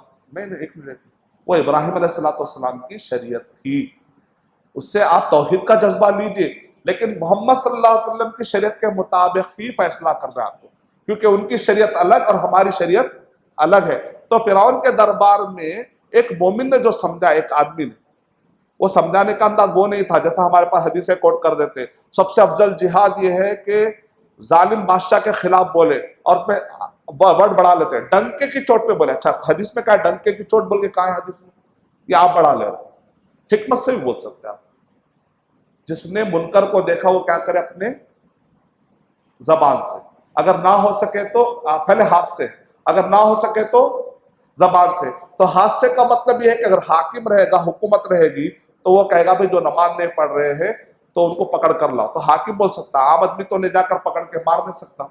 اور ہاتھ کا مطلب علماء اکرام نے یہ بتایا بھائی آپ کے ہاتھ میں اللہ نے لکھنے کی طاقت دی, کتاب لکھیے, ایک اچھی دعوت کی کتاب لکھیے, غیر مسلم کو بتائیے بھائی اسلام کیا ہے, اسلام کیا ہے. آپ ہاتھ سے لکھ سکتے ہیں نا. تو رجل مومن نے کیا کیا تاریخی واقعات کے ذریعے سمجھایا, رجل مومن نے عقلی طور پہ سمجھایا, منطقی طور پہ سمجھایا, عذابوں کو یاد دلا کر فرعون پر بہرحال اس نے اتمام حدت کی. یعنی مطلب ہے کہ ہر داعی کو چاہیے کہ ایک مرتبہ سورہ مومن ضرور پڑھے. فرعون کے زمانے میں مومن جیسا ٹھہر گیا تھا وہ ایک آدمی. سورہ فصلت میں بتایا جا رہا ہے کہ پورے کفار قریش کے مقابلے میں محمد صلی اللہ علیہ وسلم ٹھہر گئے تھے. سورہ مومن میں پرانے زمانے کے مومن کا ذکر ہے.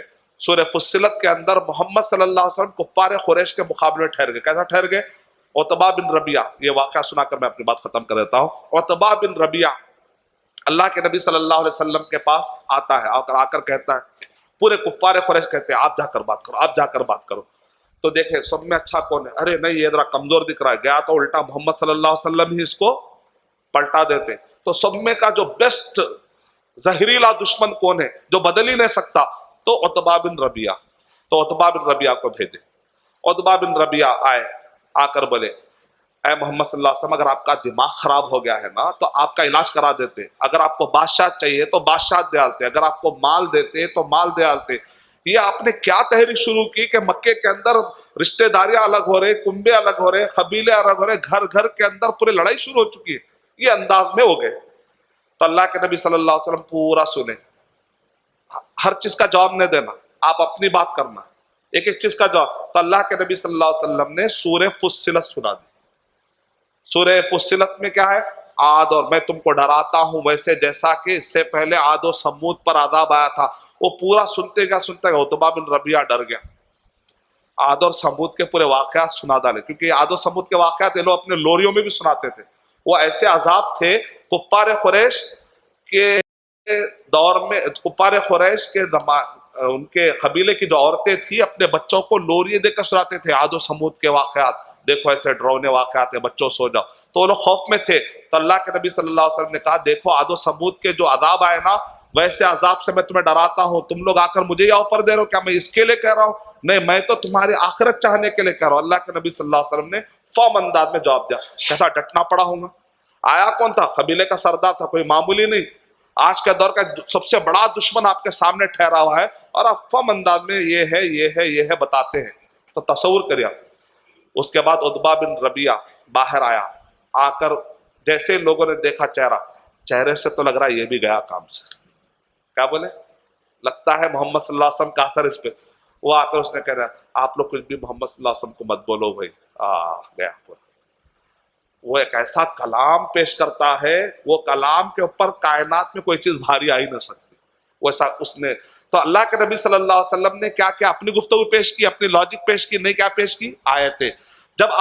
جب آپ کے سامنے کا مدعو آؤٹ آف کنٹرول ہو جاتا اور آپ سمجھتے ہیں کہ یہ آدمی کچھ نہیں سنا تو آیتیں سنا دیجئے، کمزور پڑ جائے گا انشاءاللہ۔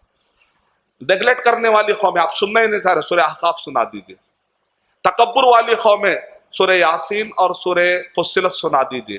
اہل کتاب کیسی ہے؟ سورہ بقرہ، سورہ آل عمران، سورہ نساء، سورہ مائدہ۔ یعنی جو جیسا مدعو رہے گا، supply according to the customer.